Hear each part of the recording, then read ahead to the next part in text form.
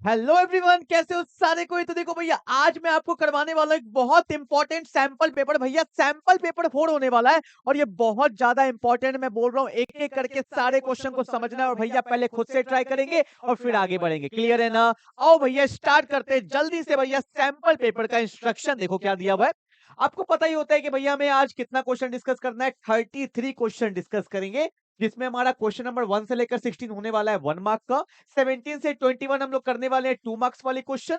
फिर 22 से 28 होने वाले हमारा 3 मार्क्स का क्वेश्चन। और जो सेक्शन डी होता है वो होता है 29 और 30, ये होता है 4 मार्क्स का।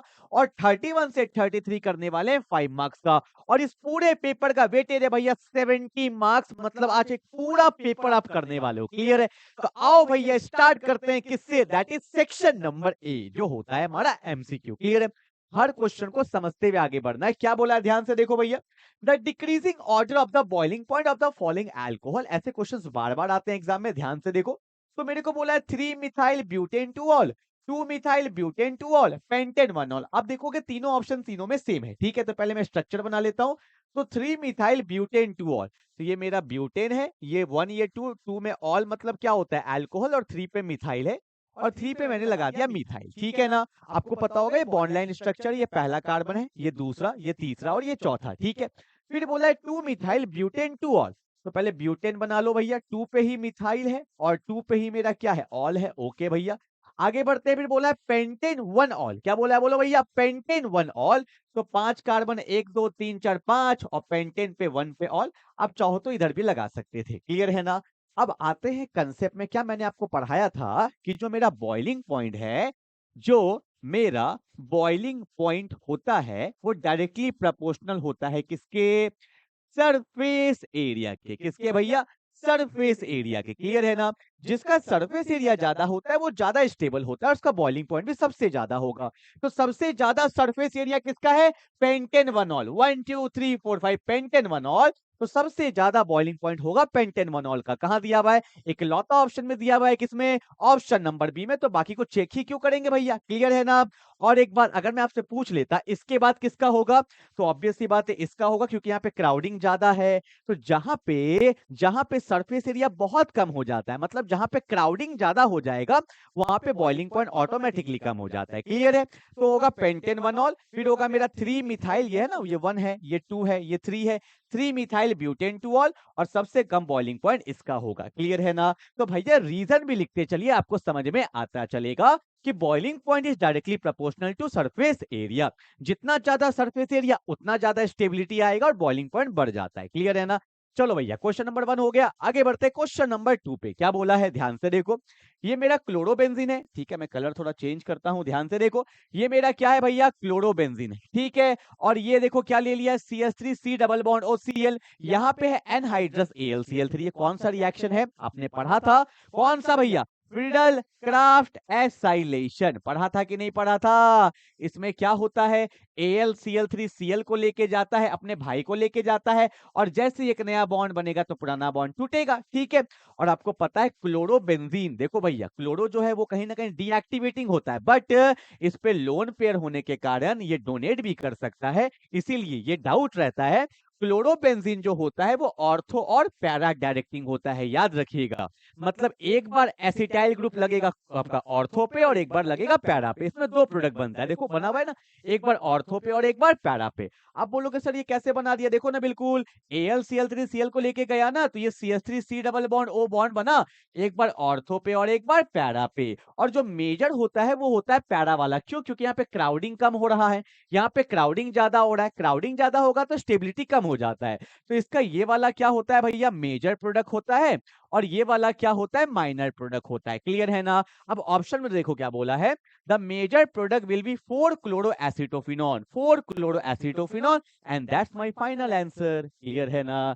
चलो भैया आगे बढ़े। तो भैया कंसेप्ट को भी देखते हुए आपको चलना है। दोनों प्रोडक्ट बनता है, और ये मेजर और ये माइनर। क्यों है मेजर? रिपल्शन कम हो रहा है। ठीक है, चलो आगे बढ़ते हैं। क्वेश्चन नंबर 3 क्या बोला है, क्वेश्चन नंबर 3 में बोला है कि विच of the following ion is colourless. आपको ये सब पता होना चाहिए। अगर कोई आयंस मेरा कलर्ड होता है, कलर्ड, तो भैया गारंटी है उसमें अनपेयर्ड इलेक्ट्रॉन होगा होगा। और अनपेयर्ड इलेक्ट्रॉन होने के वजह से वहां पे होता है डीडी ट्रांजिशन, और डीडी ट्रांजिशन अगर होता है तो ही मेरा आयंस कलर्ड होता है। पर यहाँ तो कलरलेस बोला है। कलरलेस होने का एक ही कारण है कि उसमें भैया अनपेयर्ड इलेक्ट्रॉन नहीं होगा, सारे इलेक्ट्रॉन्स वहां पे पेयर्ड होंगे, ठीक है ना। और अगर इलेक्ट्रॉन्स पेयर्ड होते हैं तो ट्रांजिशन नहीं होता है और ये कलरलेस होता है, ठीक है। अब देखो मेरे को सबको चेक नहीं करने का जरूरत है, मैंने क्या लिया, स्कैंडियम+3। क्यों लिया स्कैंडियम+3? आपको पता होगा ट्रांजिशन सीरीज का पहला एलिमेंट है स्कैंडियम, इसका एटॉमिक नंबर होता है 21। इलेक्ट्रॉनिक कॉन्फ़िगरेशन कैसे लिखेंगे, आर्गन 18 4s2, ये तो सब में कॉमन रहता है, और यहाँ पे 3d ये भी सब में कॉमन रहेगा। 18 2 20 होना चाहिए 21, तो यहाँ पे क्या होगा 3d1, ठीक है। +3 है, 3 इलेक्ट्रॉन निकाल दो, पहले आउटर से 2 निकला, इससे 1 निकला, देखो सब इलेक्ट्रॉन निकल गया, कोई भी अनपेयर्ड नहीं बचा, तो ये क्या है, कलरलेस। तो मेरे को पता है 2 तो मेरा कलरलेस होगा किस ऑप्शन में दिया हुआ है 2, इसमें है ही नहीं, इसमें है ही नहीं, इसमें 2 है, तो मेरा आंसर एक में ही 2 है। अगर 2 है तो 2 3 4 तीनों ही होगा, ऑप्शन नंबर बी। थोड़ा दिमाग भी लगा लेते हैं, आपको विश्वास नहीं हो रहा, एक और चेक कर लो भैया, देखो 2 है, 3 है और 4 भी है, ठीक है। ये कैडमियम है, ये एजी है, आपको पता होना चाहिए सिल्वर, मैं आपको बता रहा हूँ, सुनेंगे ध्यान से, एक्सेप्शंस आपको पता होना चाहिए, important exceptions of electronic configuration कर लेना। मेरा वीडियो अपलोड है इलेक्ट्रॉनिक कॉन्फ़िगरेशन का, थोड़ा भी डाउट है तो कर लीजिएगा। एक होता है क्रोमियम, एटॉमिक नंबर 24, एक्सेप्शन है, ठीक है भैया। फिर मेरा कॉपर, कॉपर 29, एक्सेप्शन है। फिर मेरा सिल्वर एजी 47, एक्सेप्शन है। फिर मेरा गोल्ड, भैया गोल्ड तो ऐसे भी एक्सेप्शन ही चल रहा है अभी, ठीक है। गोल्ड एयू 79, एक्सेप्शन है। फिर मेरा प्लैटिनम 78, एक्सेप्शन है। ये 5 एक्सेप्शन आपको बहुत अच्छे से पता होना चाहिए। ये एक्सेप्शन है, सिल्वर में भी करोगे तो वही आएगा, आपको देखना अनपेयर्ड इलेक्ट्रॉन देखने को नहीं मिलेगा, कैडमियम में भी नहीं मिलेगा, ठीक है, आप देख सकते हो, ठीक है। वैसे मैंने डायरेक्टली कर दिया है, बस काम खत्म हो गया, ठीक है। क्वेश्चन नंबर 3 का ऑप्शन नंबर क्या हो जाएगा, बी हो जाएगा। चलो आगे बढ़ते हैं। फिर बोला है variation of resistance versus length bye A gives a graph of type. आपको पता होना चाहिए कि रेसिस्टेंस जो होता है वो डायरेक्टली प्रोपोर्शनल होता है लेंथ के, जितना ज्यादा वायर का लेंथ होगा, और रेसिस्टेंस जो होता है वो इनवर्सली प्रोपोर्शनल होता है एरिया ऑफ क्रॉस सेक्शन के। From 1 and 2 we get resistance is directly proportional to length by area, और जब जब प्रोपोर्शनलिटी हटता है तो कांस्टेंट आता है, और यहाँ पे पता है कांस्टेंट क्या होता है, रेसिस्टेंस का कांस्टेंट होता है रेसिस्टिविटी। ये मेरा क्या है, रेसिस्टिविटी है, ठीक है ना, हल्का हल्का बताते चलता हूँ। तो बोला है कि रेसिस्टेंस और लेंथ बाय एरिया में ग्राफ कैसा होगा, तो आपको दिखाई दे रहा है resistance is directly proportional to length by area, directly proportional है, मतलब लेंथ बाय एरिया को आप बढ़ाओगे तो रेसिस्टेंस भी बढ़ेगा। कहां दिया हुआ है, अगर तुम देखोगे ऑप्शन नंबर सी में, resistance length by area directly proportional है, अगर तुम रेसिस्टेंस को बढ़ाओगे तो लेंथ बाय एरिया भी बढ़ेगा, ठीक है। तो ऑप्शन नंबर क्या हो जाएगा, सी हो जाएगा, ठीक है। तो आई होप आपको ग्राफ वाले क्वेश्चंस भी करने, प्रैक्टिस करना पड़ेगा, ठीक है। आगे बढ़ते हैं क्वेश्चन नंबर 5 पे। हर एक क्वेश्चन को भैया करते हुए चलो। बोला है the order of the reactivity of the following alkyl halide for the SN2 reaction. ध्यान से देखना, मेरे को बोला है RI है, फिर बोला है RBr है, फिर बोला है RCl है, फिर बोला है RF। बहुत लोग को ना रट के रखते हैं, सर फ्लोरीन होगा, फ्लोरीन होगा, क्यों होगा भाई फ्लोरीन, क्यों होगा बताओ मेरे को फ्लोरीन। अरे भैया आंसर होगा आयोडीन। क्यों? क्योंकि आपको पता है आयोडीन का साइज बहुत ज्यादा बड़ा होता है, तो बॉन्ड वीक हो जाएगा, और जिसका बॉन्ड जल्दी टूटेगा उसी का ना नया बॉन्ड जल्दी बनेगा, मतलब रिएक्शन भी जल्दी उसी का होगा। तो हमारा आंसर यहाँ पे क्या होगा कि भैया रिएक्टिविटी सबसे ज्यादा किसका होता है, आयोडीन का, उससे कम फ्लोरीन, उससे कम Cl, और सबसे कम फ्लोरीन। फ्लोरीन का तो भैया बॉन्ड भी स्ट्रांग होगा ना, जल्दी ये बॉन्ड थोड़ी टूटेगा, क्लियर है ना। तो आंसर क्या होगा, आयोडीन वाला। क्यों? साइज बल्की होता है, साइज बड़ा होगा, बॉन्ड वीक होगा, जल्दी टूटेगा, जल्दी टूटेगा तो रिएक्शन भी जल्दी होगा, क्लियर है ना। चलो भैया आगे बढ़े, फटाफट से बढ़ते हैं क्वेश्चन नंबर 6 की तरफ। क्या बोला है, which of the following give हेल्बोलार जेलेंस्की रिएक्शन। याद है एल्डिहाइड कीटोन कार्बोक्सिलिक में, ऐसे मैंने को ना कमेंट आ रहे हैं कि sir please aldehyde ketone carboxylic का वन शॉट रिकॉर्ड कर दीजिए। देखो अभी तो मेरा ये सैंपल पेपर आ रहा है, आज मेरे फिजिक्स के 2 लेक्चर आ रहे हैं, चैप्टर 2 एंड चैप्टर 3 का most important topics with concept with question आ रहा है, आज ही आने वाला, अच्छे से उसको भी कर लीजिएगा। चैप्टर 1 का मैंने डाल दिया, चैप्टर 1 का एक और वीडियो भी आ जाएगा। अब मैं लग चुका हूँ फिजिक्स में भी, आपको टेंशन लेने का जरूरत नहीं है। एल्डिहाइड कीटोन कार्बोक्सिलिक का मैं कोशिश करता हूँ कि कल मैं वन शॉट बना के डाल दूं, बाकी सारे चैप्टर के वन शॉट आ गए, आप अच्छे से करते रहिए, रिवाइज करते रहिए, मैं बार बार बोल रहा हूँ, ठीक है। ओके, बोला which of the following give हेल्बोलार जेलेंस्की रिएक्शन। ठीक है, आपको पता होगा हेल्बोलार जेलेंस्की रिएक्शन कौन दे सकता है, जिसके पास अल्फा H होना चाहिए। जैसे मैंने लिखा जैसे मैंने लिखा यहाँ पे R है, यहाँ पे CH2 है, यहाँ पे कार्बोक्सिलिक एसिड है। पहली बात तो ये टेस्ट कौन देता है, ये रिएक्शन कौन देता है, कार्बोक्सिलिक एसिड जिसमें होगा। आपको पता है ये डेल्टा माइनस होता है, ये डेल्टा प्लस होता है। डेल्टा प्लस के सामने वाले कार्बन को बोलते हैं अल्फा कार्बन, और अल्फा कार्बन पे जो ये H होता है इसी को बोलते हैं अल्फा H। फिर से बोल रहा हूँ, ये अल्फा H नहीं है, अल्फा कार्बन पे जो H होता है वो होता है अल्फा H। इस रिएक्शन में क्या होता है कि यहाँ से एक अल्फा H जाता है और उसके जगह पे हेलोजन लग जाता है, ठीक है ना। तो यहाँ पे देखो एल्डिहाइड तो ये टेस्ट देगा ही नहीं, मतलब एल्डिहाइड होगा नहीं, ये एसीटोन है। आंसर क्या होगा, एसिड। आप देख भी सकते हो यहाँ पे क्या लिखा हुआ है, CH3C डबल बॉन्ड OH, इसको एसिटिक एसिड बोलते हैं। ये डेल्टा माइनस है, ये डेल्टा प्लस। डेल्टा प्लस के सामने वाले कार्बन पे H है, इसको बोलते हैं अल्फा H, और अगर अल्फा H होगा तो ये रिएक्शन हो जाएगा। तो आंसर क्या होगा, ऑप्शन नंबर सी। क्लियर है ना। तो 6 MCQ में कोई दिक्कत तो नहीं है भैया, 6 मार्क्स आ गया क्या। चलो आगे बढ़ते हैं फटाफट से। Question number 7। इस क्वेश्चन में बहुत लोग को डाउट आ जाता है, ऐसे क्वेश्चंस में डाउट आ जाता है। क्या देखो, बोला है कि 2A प्लस बी प्लस सी से बना है प्रोडक्ट। ठीक है, मैं एक बार लिखता हूं ना कि 2A प्लस बी प्लस सी से क्या बनता है भैया, प्रोडक्ट बनता है। लिख दिया मैंने भैया, कोई दिक्कत तो नहीं है। आगे देखो क्या बोला है, how will be the rate of the reaction change when the concentration of A is double. A का कंसंट्रेशन को कर दिया 2 टाइम्स, 2x लिखा हुआ है, and that of B is triple, B को कर दिया 3 टाइम्स, ठीक है, एंड सी इज एक्सेस। एक बात मैं आपको पहले बता देता हूं, आपको पता नहीं होगा क्योंकि आपने हो सकता है रिवाइज नहीं किया हो। अगर किसी का कंसंट्रेशन एक्सेस में हो, ये हमने सूडो फर्स्ट ऑर्डर में भी पढ़ा था, अगर किसी का कंसंट्रेशन एक्सेस में होता है तो उसका रेट में कोई फर्क पड़ने वाला नहीं है, ये बात पता होना चाहिए। अगर किसी का कंसंट्रेशन एक्सेस में होता है तो उसका रेट में कोई फर्क पड़ने वाला नहीं है, ठीक है, क्योंकि भैया चेंज ही नहीं हुआ है तो इसका रेट में कोई फर्क पड़ने वाला नहीं है, ये बात आपको पता चल गया। और एक चीज आपको पता है कि रेट निकालने के लिए हमें रेट लॉ लिखना पड़ेगा, तो रेट लॉ क्या होता है भैया, रेट कांस्टेंट आता है, फिर लिखते हैं कंसंट्रेशन ऑफ ए, फिर लिखते हैं कंसंट्रेशन ऑफ बी, फिर लिखते हैं कंसंट्रेशन ऑफ सी, ठीक है। अब यहाँ पे आपको पता होगा कि यहाँ पे ऑर्डर आता है, ऊपर में ये पावर होता है ए बी एंड सी, ये दिया जाता है, पर क्वेश्चन में गिवन नहीं है। जब क्वेश्चन में गिवन नहीं है तो स्टोक्योमेट्रिक कोफिशिएंट को ही आप क्या ले लेना, ऑर्डर। बी कुछ नहीं है तो क्या है 1, सी कुछ नहीं है तो क्या है 1। पर आपको पता है इसको तो हम लोग ले नहीं सकते, ये तो एक्सेस में है, और जो एक्सेस में हो जाता है उसका रेट में कोई चेंज नहीं आएगा, उसको हम लोग कांस्टेंट मान लेते हैं। क्या मान लेते हैं, कांस्टेंट। ये सब लिखना भैया सैंपल पेपर का यही मजा है कि आप कुछ नया सीख रहे हो, पढ़ते तो सब कुछ है, एग्जाम में क्वेश्चन उल्टा फुल्टा आता है, और यही सैंपल पेपर से हमें सीखने को मिलता है, ठीक है। अब देखो ध्यान से, अब बोला है ए का कंसंट्रेशन 2 टाइम्स, तो 2 का स्क्वायर 4, रेट 4 टाइम्स बढ़ गया, बोलो हाँ या ना। फिर बोला है 3 टाइम्स, किसका, बी का, तो 3 का पावर 1 3 हो गया, तो 4 3 जा कितना टाइम्स हो गया, 12 टाइम्स हो गया। मतलब रेट पहले से 12 टाइम्स बढ़ जाएगा, इंक्रीज।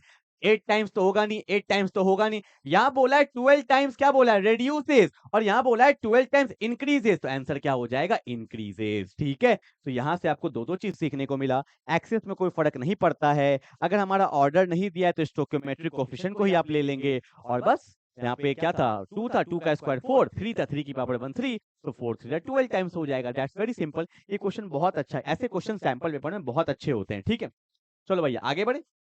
क्वेश्चन नंबर 8 क्या बोला है कि among the following which one is paramagnetic and has a tetrahedral geometry. अब बोलोगे सर इसको तो सॉल्व करना पड़ेगा, पहले मुझे ये बताओ कि पैरामैग्नेटिक का मतलब क्या होता है। पैरामैग्नेटिक का मतलब क्या होता है, पैरामैग्नेटिक का मतलब होता है कि जिसमें अनपेयर्ड इलेक्ट्रॉन होगा। अनपेयर्ड इलेक्ट्रॉन, देखो दो वर्ड होता है, पता होना चाहिए, एक होता है पैरामैग्नेटिक, एक होता है डायामैग्नेटिक। डाया मतलब दो, जिसमें सब इलेक्ट्रॉन्स पेयर्ड है, और पैरा मतलब जिसमें अनपेयर्ड इलेक्ट्रॉन होते हैं। और एक बात बता देता हूं कि टेट्राहेड्रल होने के लिए इसका हाइब्रिडाइजेशन कैसा होना चाहिए, sp3। आप बोलोगे सर क्या हम सबका चेक करेंगे, तो बहुत टाइम लग जाएगा, क्या क्वेश्चन को छोड़ दे नहीं, दिमाग का यूज करिए। देखो मैंने कल एक वीडियो डाला था, कल मैंने कौन सा वीडियो डाला था, असर्शन रीजन का मैंने वीडियो डाला था, उसमें जो मेरा पहला क्वेश्चन है वहां पे मैंने एक्सप्लेन किया था। मेरे भैया सारे वीडियोस देख लो, ऐसा नहीं बोल रहा हूँ व्यूज के लिए, भैया सारे क्वेश्चन जो मैं करा रहा हूँ वो एग्जाम के पॉइंट ऑफ व्यू से करा रहा हूँ, व्यूज के लिए नहीं करवा रहा हूँ। हर एक वीडियो देखिए भैया, 5 5 6 6 क्वेश्चन भी डाल रहा हूँ, असर्शन रीजन के, केस बेस के, कन्वर्जन के, ये सब कोई जल्दी नहीं करवाएगा, ये सब करिए जो एग्जाम के लिए इंपॉर्टेंट है। क्लियर है। देखो मैंने आपको बताया था कुछ कॉमन सेंस लगाएंगे, क्या, जैसे यहाँ पे गलत लिखा हुआ है, ये NiPO4 है, कैपिटल O है, इसको कार्बोनिल बोलते हैं, ठीक है।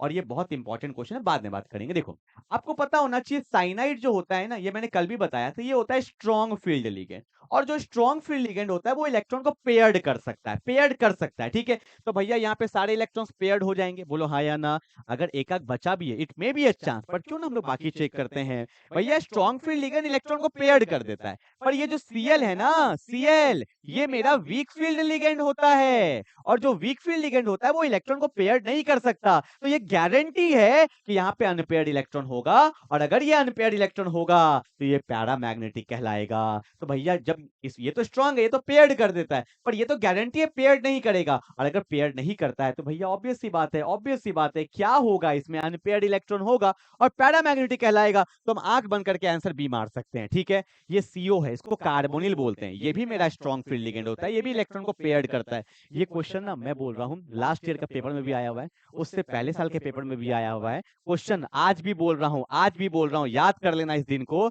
क्वेश्चन आता है कि write the hybridization and the magnetic behaviour of, इसका नाम होता है, इसको बोलते हैं कार्बोनिल, टेट्रा कार्बोनिल निकल। मेरा देखना कोऑर्डिनेशन कंपाउंड का 2-3 वीडियोस में इसका पूरा सॉल्यूशन किया हुआ है।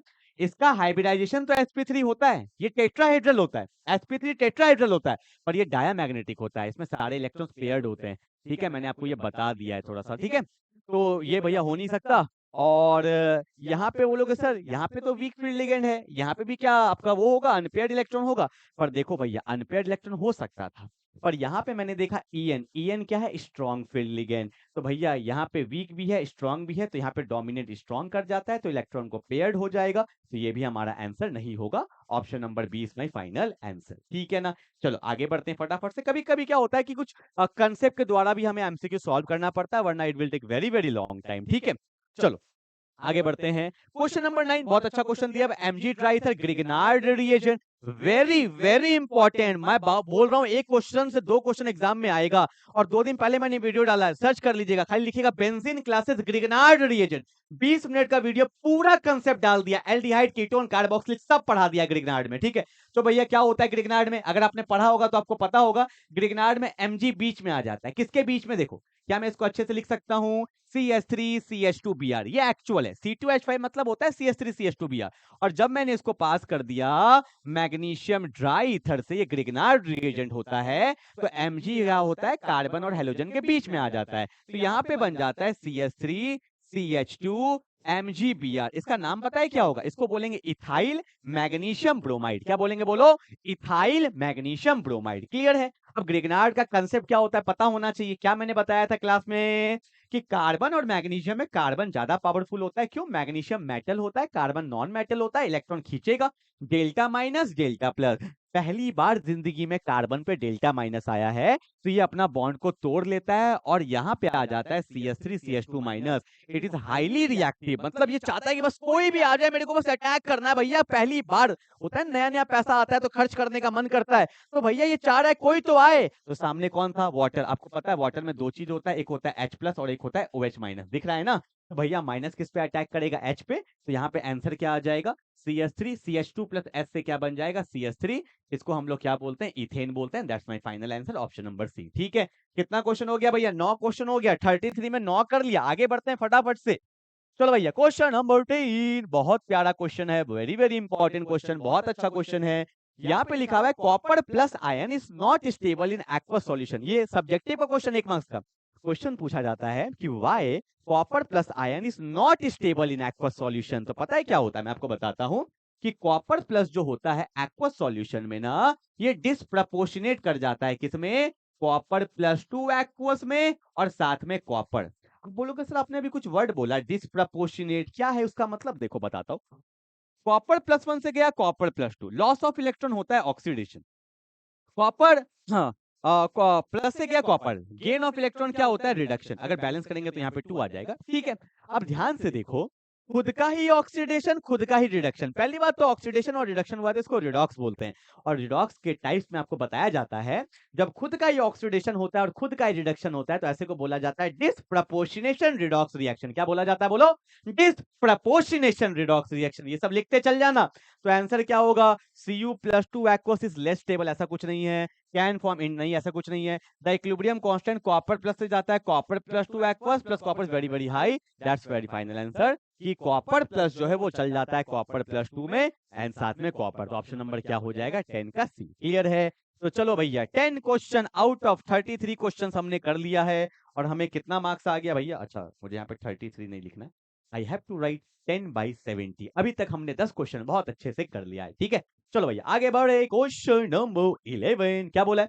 Which of the following alcohol react most readily with the Lucas reagent? आपको पता होना चाहिए लुकास टेस्ट किसके लिए यूज करते हैं। पहली बात ये क्या है, लुकास टेस्ट है, रिएजेंट भी बताऊंगा। लुकास टेस्ट यूज किया जाता है, it is use to distinguish 1 degree 2 degree 3 degree alcohol. और जो मेरा लुकास टेस्ट है ना, जो मेरा लुकास टेस्ट है ये सबसे ज्यादा फास्ट आता है 3 डिग्री में, उससे कम 2 डिग्री में, और 1 डिग्री में तो ना के बराबर आता है। इसमें जो टर्बिडिटी होता है, जब रिएक्शन करते हैं ना अल्कोहल के साथ, जो टर्बिडिटी झाग जो होता है वो 3 डिग्री में तुरंत आ जाता है। ठीक है, और लुकास का रिएजेंट भी बता देता हूं, ये होता है कॉन्सेंट्रेटेड HCl और साथ में लेते हैं हम लोग एनहाइड्रस ZnCl2। ये लुकास का रिएजेंट होता है, ये भी पता होना चाहिए। ठीक है, तो बताओ भैया 3 डिग्री अल्कोहल कहाँ पे है? ये तो 1 डिग्री है, ये मेरा कौन सा डिग्री है? बहुत लोग को डिग्री में भी डाउट आता है, मैं बता देता हूँ। देखो भैया इस कार्बन पे लगा हुआ है OH, जिस पे लगा हुआ होता है OH, कितना बॉन्ड बनाया? 2, इट्स एन 2 डिग्री। ठीक है, यहाँ देखो इस कार्बन पे लगा है OH, इसने कितना बॉन्ड बनाया? 3, that's called 3 degree and that's my final answer. ठीक है,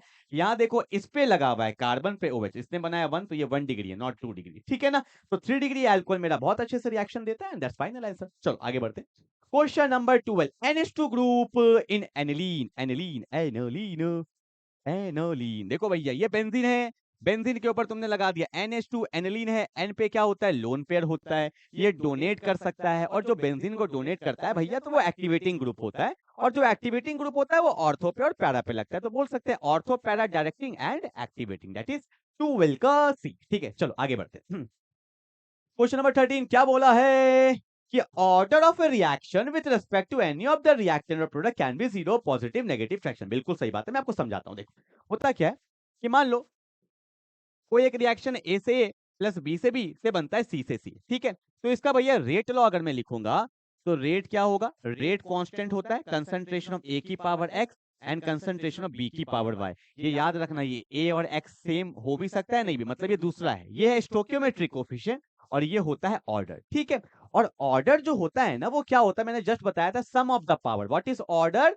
order is basically the sum of the power. और ये जो पावर होता है ना ये एक्सपेरिमेंटल होता है भैया, एक्सपेरिमेंट करके निकालेंगे, एक्सपेरिमेंटल डेटा है, तो इट कैन बी कुछ भी, इट कैन बी कुछ भी, तो जोड़ेंगे तो भी कुछ भी। इसलिए बोला जाता है कि order of the reaction can be 0, can be negative, can be fractional, because it is experimentally calculated. देखो रीजन में वही दिया है, order is experimentally calculated, that's very right. तो ऑप्शन नंबर क्या हो जाएगा? ए, कि both A and R are true and R is the correct explanation of A. ठीक है ना, ये क्वेश्चन एक और लिखवा देता हूं, एक एग्जाम में बहुत इंपॉर्टेंट क्वेश्चन आता है कि write the difference between order and molecularity of the reaction. देख लेना, मेरे वीडियोस में अपलोडेड है एकदम। तुम अगर एक एक वीडियोस कर रहे हो ना तो तुम्हारा टॉपिक ऑटोमेटिकली कंप्लीट होते जा रहा है। ठीक है, जल्दी उतार लो फटाफट से।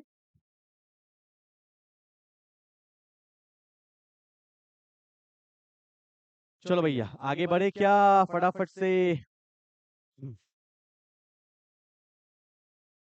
हेलो हेलो हेलो, फोन आ रहा है, देखिए देखिए। पता नहीं आएगा तो उठा लीजिए। चलो आगे बढ़ते हैं फटाफट से। क्वेश्चन नंबर 14 की तरफ क्या बोला है? The maximum oxidation state of chromium in its compound is +6। That's very right. Chromium का जो ऑक्सीडेशन होता है वो कहां तक जाता है? +6 तक जाता है। एक और बात बता देता हूं, मैग्नीज का +7 तक जाता है, हाईएस्ट होता है फर्स्ट ट्रांजिशन सीरीज में। ठीक है, अब ऐसा क्यों होता है? क्योंकि मैंने आपको बताया क्रोमियम एक्सेप्शन अभी लिखवाया था ना, तो मैं आपको अब तो लिखना ही पड़ेगा। तो क्रोमियम का एटॉमिक नंबर 24 होता है, इसका जो इलेक्ट्रॉनिक कॉन्फ़िगरेशन होता है वो होता है आर्गन 18 4s1 3d5, ये इसका इलेक्ट्रॉनिक कॉन्फ़िगरेशन होता है। ठीक है, तो भाई कितना इलेक्ट्रॉन निकाल सकता है? ये 1 निकाल सकता है और ये 5 6 इलेक्ट्रॉन निकाल सकता है, इसलिए इसका ऑक्सीडेशन स्टेट +6 तक जाता है। रीजन क्या दिया है? क्रोमियम हैज ओनली 6 इलेक्ट्रॉन, बिल्कुल ठीक बात है, 5 और 1 6 इन इज NS। NS मतलब देखो ये मेरा मान लेते हैं N है और ये क्या है S। अगर यहाँ 4 है तो यहाँ 3 है, यहाँ पे क्या होगा? N-1D है ना, N-1। अगर इसको 4 लिए हैं तो ये क्या हो जाएगा? 3D हो जाएगा। ठीक है, because chromium has only 6 electron in NS and N-D orbital. बिल्कुल सही बात है। तो भैया रीजन भी सही है, असर्शन भी सही है, तो करेक्ट एक्सप्लेनेशन है, बिल्कुल सही बात है। ठीक है, चलो आगे बढ़ते हैं। क्वेश्चन नंबर 15 क्या बोला है? कि alpha amino exist as a dipolar ion और zwitter ion, that's very important. ये भैया अल्फा अमीनो एसिड क्या होता है, देखो जैसे मैंने लिखा अल्फा अमीनो एसिड, ठीक है। यहाँ पे होता है C double bond O H, that's called carboxylic acid. यहाँ मान लो कार्बन है, यहाँ पे कौन लगा होता है NH2, यहाँ पे लगा होता है H, यहाँ पे लगा होता है R। That is called the structure of alpha amino acid. Why alpha? क्योंकि आपको पता है ये डेल्टा माइनस होता है, ये डेल्टा प्लस होता है। डेल्टा प्लस के सामने वाले पोजीशन को अल्फा पोजीशन बोलते हैं। अल्फा पोजीशन पे कौन लगा है, अमाइन, तो इसको बोलते हैं अल्फा अमीनो एसिड बोलते हैं, ठीक है। और एक बात, एन पे लोन पेयर होता है, it can act as an base. Acid group है, it can act as an acid, मतलब ये H प्लस आयंस रिलीज कर सकता है और ये H प्लस आयन एक्सेप्ट कर सकता है, इसी को बोलते हैं ज्यूटर आयन। देखो भैया इंपॉर्टेंट है, बना देता हूं, देखो ये मान लो R है, ये C है, ये H, इसमें तो कोई फर्क पड़ने वाला नहीं है। एसिड का काम है H प्लस रिलीज करना, O पे क्या आ गया, माइनस आ गया, एसिड तो H प्लस रिलीज करता है और बेस क्या करता है, H प्लस एक्सेप्ट करता है। तो जब ये H प्लस एक्सेप्ट करेगा तो NH2 से बन जाएगा NH3 और यहाँ पे क्या आ जाएगा प्लस Y प्लस, क्योंकि इसने अपना लोन पेयर इसको डोनेट कर दिया। तो यहाँ पे माइनस है, यहाँ पे प्लस है, इसी को बोलते हैं ज्यूटर आयन। क्या बोलते हैं, ज्यूटर आयन, ठीक है। तो बोला alpha amino exist as a dipolar और ज्यूटर आयन, बिल्कुल सही बात है। And alpha amino acid are the building block of protein, ये भी सही बात है भैया। अल्फा अमीनो एसिड क्या होता है, प्रोटीन का बिल्डिंग ब्लॉक होता है, दोनों सही है। पर ये कोई इसका एक्सप्लेनेशन थोड़ी है। ये क्यों एग्जिस्ट करता है डाइपोलर, क्योंकि इसके अंदर एसिड भी होता है, बेस भी होता है, ये इसका रीजन है। तो both A and R are true and R is not the correct explanation of A, that's called B, ठीक है ना। आई होप आपको समझ में आ गया होगा। चलो आगे बढ़ते हैं, क्वेश्चन नंबर 16 आगे बढ़ेंगे। 16 में क्या बोला है कि Fe cyanide 6 has D2sp3 type of hybridisation. ये कल भी मैंने डिस्कस किया था, पर एक बार मैं फिर से बता देता हूं, ध्यान से देखो। ये भैया क्या है, क्या है, Fe cyanide 6, चेक करेंगे भैया, चेक करेंगे।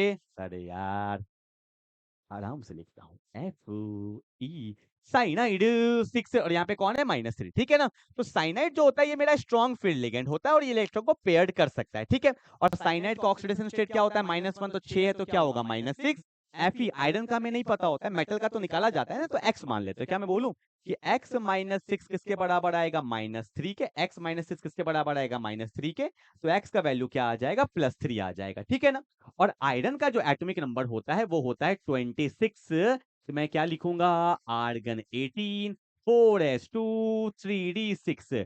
3 इलेक्ट्रॉन निकाल दे भैया, तो 2 निकला यहां से, 1 निकला यहां से, तो 3d5 है। क्या है भैया, 3d5 है। देखो 1 2 3 4 5, 3d5 है, ठीक है। अब आपको पता है जो साइनाइड जो होता है वो स्ट्रॉन्ग फील्ड लिगेंड होता है, वो तो इलेक्ट्रॉन को पेयर्ड अप करना चाहेगा ना। तो ये इसको पेयर्ड अप कर देता है, ये इसको पेयर्ड अप कर देता है, पर इसके लिए तो कोई है ही नहीं पेयर करने के लिए, तो भैया वो तो सिंगल रह जाएगा। तो देखो क्या होगा, यहाँ पे डी पे तो 5 रूम था, डी में 5 रूम था, ये इसके साथ पेयर्ड अप हो गया, ये इसके साथ पेयर्ड अप हो गया, पर यहाँ पे तो सिंगल इलेक्ट्रॉन है। 3d के बगल में कौन होता है, 4s। अभी तुमने इलेक्ट्रॉन निकाला ना, 4s तो खाली हो गया होगा। 4s के बगल में कौन होता है भैया, 4p होता है। 4p के बगल में 4d होता है, ये सब खाली रहता है, ठीक है। अब भैया रूम खाली हो गया, आप किसको बुला रहे हैं, साइनाइड को। कितना साइनाइड को, 6। तो एक साइनाइड को यहाँ रुकवाए, एक को यहाँ रुकवाए 2, एक को यहाँ रुकवाए 3, एक को यहाँ रुकवाए 4, एक को यहाँ रुकवाए 5, एक को यहाँ रुकवाए 6। अगर पेयरिंग नहीं करते तो फिर हमें और भी रूम लिखना पड़ता, 4d लिखना पड़ता, ठीक है। तो कहाँ पे रुकवाए, डी का लिए 2 रूम, तो लिखेंगे D2, S का 1 रूम, SP का 3 रूम, D2sp3, बिल्कुल सही बात है भैया। एसर्शन बिल्कुल सही है। रीजन क्या बोला है कि Fe cyanide आयन सोर्स magnetic moment and corresponding to 2 unpaired electron. नहीं, इसमें एक ही अनपेयर्ड इलेक्ट्रॉन है, देखो एक ही है ना, मतलब एसर्शन तो ट्रू है पर रीजन क्या है भैया, फॉल्स। तो भैया क्या हो जाएगा, एसर्शन ट्रू है पर रीजन क्या हो जाएगा, फॉल्स हो जाएगा। दैट्स माय फाइनल आंसर, ठीक है ना। आप देख सकते हो इसमें एक ही पेयरिंग करने के बाद एक अनपेयर्ड बचता है, that's why it is paramagnetic. ये क्या है मेरा, पैरामैग्नेटिक है। और क्या है भैया, जल्दी बता दो, इसमें कितने अनपेयर्ड है, एक है, ठीक है ना। चलो भैया आगे बढ़े क्या, चलो। तो हमने अपना सेक्शन ये अच्छे से कर लिया, सेक्शन ही सबसे ज्यादा इंपॉर्टेंट होता है, क्योंकि भैया एक भी नंबर कट जाए तो बड़ा दुख हो जाता है। तो एमसीक्यू एसर्शन रीजन में बहुत अच्छे से करना होता है, ठीक है। चलो आगे बढ़े, कोई दिक्कत यहाँ तो जल्दी से उतार लो। 1 से 16 केस नंबर, मतलब सेक्शन ए हो गया। अब मूव करने जा रहे हैं भैया section B, short answer type. अब लिखने वाला काम जल्दी जल्दी करेंगे, आ जाओ। क्या बोला है कि आंसर द फॉलोइंग रिएक्शन भी giving the suitable example in each of the following. पहला दिया अमोनोलाइसिस और दूसरा दिया एसिटाइलेशन। देखो आंसर मैंने थोड़ा थोड़ा लिख देता हूं, पर ये कोई काम का नहीं, जब तक समझोगे नहीं तो कोई काम का ही नहीं है, और लिखना पड़ेगा एग्जाम में। अमोनोलाइसिस क्या होता है समझो। मैंने क्या किया, यहाँ पे हम लोग लेते हैं एक एल्काइल हैलाइड। क्या लेते हैं भैया, एक एल्काइल हैलाइड लेते हैं, और इसको मैंने पास कर दिया अमोनिया से, ये NH3 अमोनिया होता है। सिंपल सा बात है, मैंने हमेशा तुम्हें बताया है, ठीक है, कि H को हमेशा X चाहिए होता है। कौन चाहिए होता है? X चाहिए होता है। क्यों? जैसे एग्जांपल ले लो, अगर मैं यहाँ पे लिख लेता CH3Cl, यही तो है, एल्काइल हैलाइड ही तो होता है। RX क्या होता है? एल्काइल हैलाइड होता है, और ये मेरा होता है अमोनिया होता है, ठीक है। और जब जब तुम पास करोगे NH3 को, तो H को भैया Cl चाहेगा, तो यहाँ पे पहले में क्या बन जाता है? CH3 NH2 बन गया। ध्यान से समझना अच्छे से ना, ये मेरा क्या बन गया? अमाइंस बन गया। जब एक H हट के एक एल्काइल ग्रुप लगता है, दैट्स कॉल्ड प्राइमरी अमाइन, ठीक है। अब देखो तुमने क्या किया, मन नहीं भरा तुमने इसको फिर से पास कर दिया CH3Cl के साथ, ठीक है। तो भैया फिर से H को क्या चाहिए होगा? Cl, तो क्या बन गया? CH3 NH ये मेरा कौन सा डिग्री अमाइन है? 2 डिग्री अमाइन। कौन सा डिग्री अमाइन? एग्जाम में पूरा दिखाओगे इस तरह से, बार बार बता रहा हूं। तुमने फिर से इसको पास कर दिया CH3Cl तक, तो क्या बन गया भैया? एक H के साथ फिर से Cl गया, तो CH3 है, कौन है? N है। यहाँ भी कौन है? CH3, और यहाँ भी कौन है? CH3। N पे एक लोन पेयर अभी भी है, जब तक डोनेट कर सकता है तब तक करेगा। फिर से मैंने पास कर दिया CH3Cl से, बस ये लास्ट है। अब यहाँ पे क्या होने वाला है? यहाँ पे डेल्टा माइनस होता है, और यहाँ पे क्या होता है? Delta plus. N अपना लोन पेयर किसको देगा? प्लस को। तो यहाँ पता है क्या बनता है? N है, देखो यहाँ लिख लो CH3 है, यहाँ पे कौन है? N है, यहाँ पे कौन है? CH3 है, यहाँ भी कौन है? CH3 है, यहाँ भी कौन है? CH3 है, और डोनेट कर देगा तो कौन सा चार्ज आएगा? प्लस, और साथ में यहाँ पे कौन बन जाता है? Cl माइनस, ठीक है। That's called 1 degree amine, that's called 2 degree amine, that's called 3 degree amine, ठीक है। इसको हम लोग प्राइमरी भी बोलते हैं, सेकेंडरी बोलते हैं, टर्शरी बोलते हैं, और क्वार्टरनरी। क्या बोलेंगे? Quaternary charge. अब नहीं है भैया, अब दम तोड़ दिया अपना भैया, लास्ट समय तक लड़ा है, लास्ट समय तक इलेक्ट्रॉन डोनेट किया है। अब देखो इसी को बोलते हैं अमोनोलाइसिस। आप बोलोगे सर ये क्या करके दिखाएं, तो सुनेंगे मैंने क्या बोला, कि व्हेन एल्काइल हैलाइड को रिएक्ट करते हैं किसके साथ? Ethanolic solution of ammonia. कौन सा सॉल्यूशन लिखना पड़ेगा? कि when alkyl halide treated with ethanolic solution of ammonia gives a mixture of, किसका किसका? Primary, secondary, tertiary and quaternary ammonium salt. Plus आ गया ना अमोनियम, क्वार्टरनरी अमोनियम सॉल्ट। और इसमें एक्चुअल में हुआ क्या है? कार्बन हेलोजन का बॉन्ड ही तो टूटा है, तो आगे बताएंगे क्या।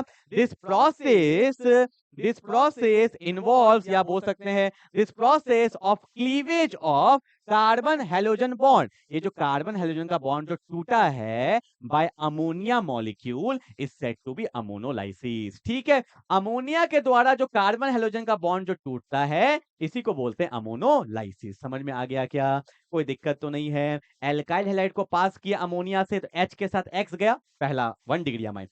कब तक रिएक्ट कर सकता है? कब तक रिएक्ट कर सकता है? जब तक इस पर H है। फिर CH3Cl, H के साथ Cl गया, 2 डिग्री अमाइन। फिर 3 डिग्री अमाइन। यहाँ रुक जाना चाहिए था, N बोला नहीं अभी भी मेरे पास देने के लिए कुछ है। क्या है? Lone pair. तो भैया फिर से रिएक्ट किया, तो यहाँ पे 4 डिग्री बन गया। ये आप लोगों को दिख रहा है अच्छा से? ये मैं ऊपर लिख दूं क्या? क्वार्टरनरी यहाँ बना दूं? कहाँ बना दूं? यहाँ बना दूं। देखो CH3 है, यहाँ N है, यहाँ कौन है? CH3, यहाँ कौन है? CH3, यहाँ कौन है? CH3, लास्ट में डोनेट कर दिया प्लस है, तो यहाँ पे क्या आ जाएगा? Cl माइनस, ठीक है। इसको बोलते हैं क्वार्टरनरी अमोनियम सॉल्ट, ठीक है ना। और दैट्स माय फाइनल आंसर, ठीक है। मैंने लिखवा भी दिया है, तो आप अच्छे से अगर रिवाइज कर लोगे तो, लिख भी लोगे तो सही रहता है, ठीक है। चलो आगे बढ़े ना, ओके। अगला क्या आता है? Acetylation of amine. इसमें एक और क्वेश्चन है। एसिटाइलेशन का मतलब होता है एसिटाइल ग्रुप का लगना। आओ मैं दिखाता हूं, देखो अमाइंस है, CH3 है, CH2 है, NH2 है। एसिटाइलेशन का मतलब क्या होता है? कि मैंने इसको रिएक्ट कर दिया, CH3 C double bond O, और मान लो यहाँ पे क्या है? Cl है। ये मेरा एसिटाइल ग्रुप, इसको बोलते हैं एसिटाइल ग्रुप बोलते हैं, ठीक है। अब एसिटाइलेशन में पता है क्या होता है? वापस से वही चीज मैं क्या तुम्हें बताऊं, तुम बताओ क्या होगा? H को जिंदगी में क्या चाहिए भैया? Cl। तो H किसको लेके भाग जाता है? Cl को। तो क्या बन जाएगा? CH3 CH2 C double bond O, और यहाँ पे क्या आ गया? CH3 आ गया। कोई दिक्कत है? CH3 CH2, देखो अभी खो जाता, खेला हो जाता अभी। क्या बोला है? CH3 CH2 NH, और यहाँ पे कौन है? C double bond O CH3, ठीक है ना। CH3 CH2 एक H लेके भागा एक Cl को, तो NH बचेगा ना। यहाँ पे NH और C डबल बॉन्ड और CH3 ग्रुप लग गया। That's called acetylation of amine, ठीक है ना। एसिटाइल ग्रुप का लगना, एसिटाइल ग्रुप का लगना किसमें? अमाइन में क्या कहलाता है? एसिटाइलेशन कहलाता है, ठीक है ना। चलो आगे बढ़ते हैं फटाफट से। ओके, नेक्स्ट क्वेश्चन मेरा क्या बोला है कि गिव रीजन कि नाइट्रो, देखो ये जो 2 नंबर वाले क्वेश्चंस आते हैं ना, ये बड़ा थिंकिंग वाले क्वेश्चंस आते हैं, आपको एकदम बना बना के अच्छे से लिखना पड़ेगा, ठीक है। क्या बोला है, the presence of nitro group at the ortho and para position increases the reactivity towards nucleophilic substitution reaction. ये हमने पढ़ा था, एक टॉपिक देखना, SNAR हमने पढ़ा है। कोई भी टॉपिक में तुम्हें डाउट आता है, खाली सर्च करना है SNAR बेंजीन क्लासेस, या कोई भी चीज डाउट आता है, मोस्ट ऑफ द टॉपिक के आपको वीडियो यूट्यूब पे अवेलेबल मिल जाएंगे मेरे, ठीक है ना। ओके, तो बोला है कि अगर मान लो यहाँ पे लगा हुआ है क्लोरोबेंजीन, और अगर तुम ऑर्थो पे NO2 ग्रुप लगा देते हो, या तुम लगा देते हो भैया पैरा पोजीशन पे NO2 ग्रुप लगा देते हो, तो इसका रिएक्टिविटी बहुत बढ़ जाता है। देखो यही बोला है, the presence of nitro group at ortho and para position increases the reactivity of haloarenes. Haloarenes मतलब ये मेरा क्या है, हैलोजन, और बेंजीन को क्या बोलते हैं, अरीन्स। ऐसा क्यों होता है, क्योंकि NO2 जो होता है ना, ये क्या होता है, इलेक्ट्रॉन विड्रॉइंग ग्रुप होता है। लिखना, NO2 is an electron withdrawing group which increases the electrophilicity of the benzene ring.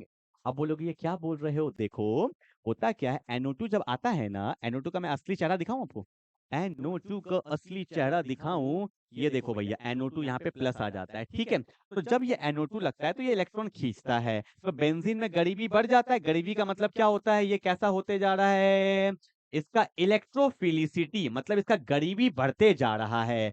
और जब गरीबी बढ़ रहा है तो बेंजीन रिंग में पॉजिटिव चार्ज बढ़ रहा है, तो सामने जब बेस आता है तो उसको अटैक करने का मन करता है, क्योंकि अटैक कहाँ पे होगा, जहां पे ज्यादा गरीबी होगा। तो आप लिखना कि NO2 group is the electron withdrawing group which increases the electrophilicity of the benzene ring and hence इसी की वजह से इसका रिएक्टिविटी क्या हो जाता है, बढ़ जाता है। बस ज्यादा तामझाम नहीं भैया, डायग्राम दिखाएंगे, जो काम का बात है वो लिखेंगे, क्योंकि 1 नंबर का क्वेश्चन है ना, एक एक 2 नंबर, तो उतना ही लिखेंगे जितना हमें नीड है, ठीक है ना। आगे बढ़ते हैं।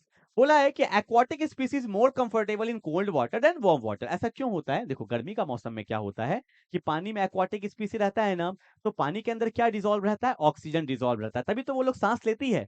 गर्मी का मौसम आता है, टेम्परेचर बढ़ जाता है, तो ऑक्सीजन एवोपरेट मतलब ऊपर भागने लगता है। जैसे कि मान लो कोल्ड ड्रिंक का बोतल होता है, नीचे क्या होता है लिक्विड, ऊपर क्या होता है गैस, ढक्कन खोलते हैं तो सारा गैस कहाँ निकल जाता है, ऊपर निकल जाता है ना। उसी तरह से एक्वाटिक स्पीसी को गर्मी के मौसम में क्यों दिक्कत होता है, क्योंकि उसके अंदर जो ऑक्सीजन डिसॉल्व होता है वो वेपराइज हो जाता है, तो ऑक्सीजन का मात्रा कम हो जाएगा, तो उसको सांस लेने में क्या होता है, दिक्कत होता है। देखो वही आंसर यहाँ पे लिखा हुआ है, क्या लिखा हुआ है, aquatic species are more comfortable in cold water than in warm water because the solubility of oxygen in water, मतलब वाटर में जो ऑक्सीजन का solubility है, जो उसमें डिसॉल्व है, वो डिक्रीजेस हो जाता है एज द टेम्परेचर इंक्रीजेस, क्योंकि वो क्या हो जाएगा, वेपराइज हो जाएगा, ऊपर चल जाएगा, तो ऑक्सीजन कम हो जाता है, ठीक है।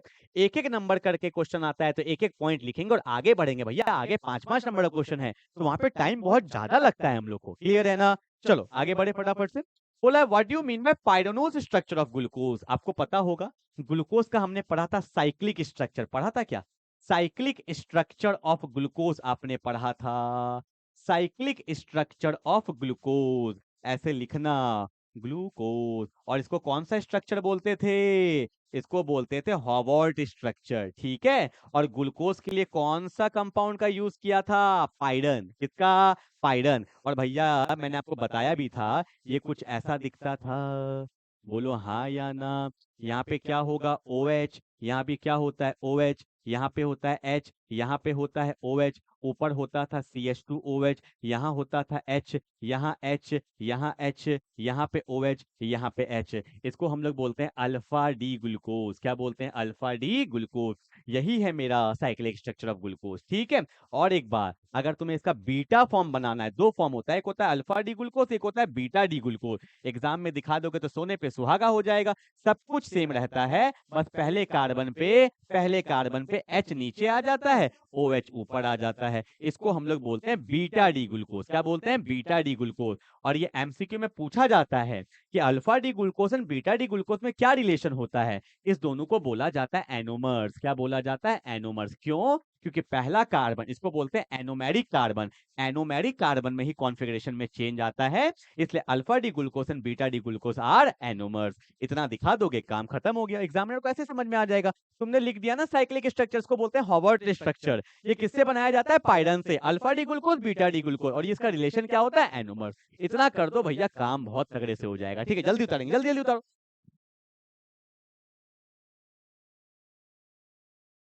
चलो भैया आगे बढ़े क्या?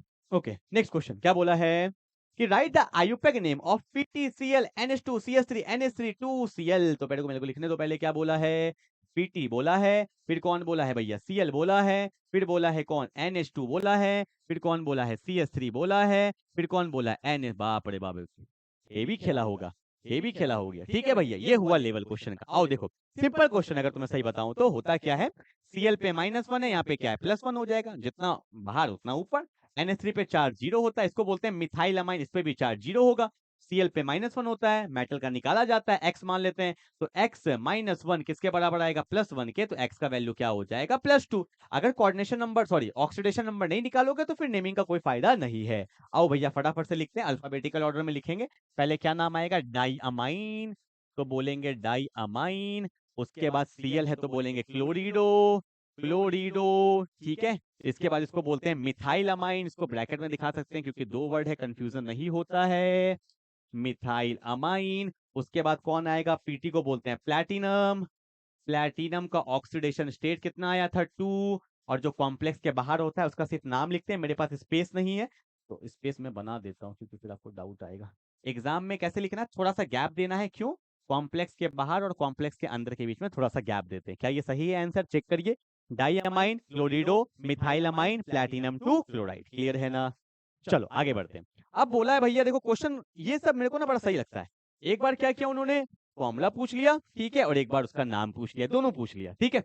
अब बोला है write the using IUPAC norm right the formula of the potassium tetra hydroxo zincate. मैं एक काम करता हूं, मैं यहीं पे लिखूंगा। तो बोला है टेट्रा, क्या बोला है, हाइड्रोक्सीडो, हाइड्रोक्सीडो किसको बोलते हैं, OH को।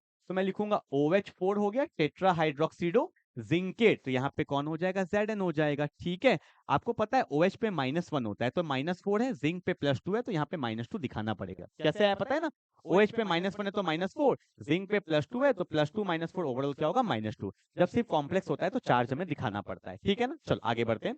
ओके, क्लियर है चलो कुछ छोटा क्या, अच्छा पोटेशियम ऊपर, अच्छा I am really sorry, really sorry, really sorry, ऊपर देखो छूट गया, देखो पोटेशियम था ना यहाँ पे, तो यहाँ पे K2 आ जाएगा। पूरा मैं बताता हूँ, ध्यान से देखना, पोटेशियम है तो मैंने K लिख दिया, ठीक है ना, ये मेरे को दिखाई नहीं दिया था यार।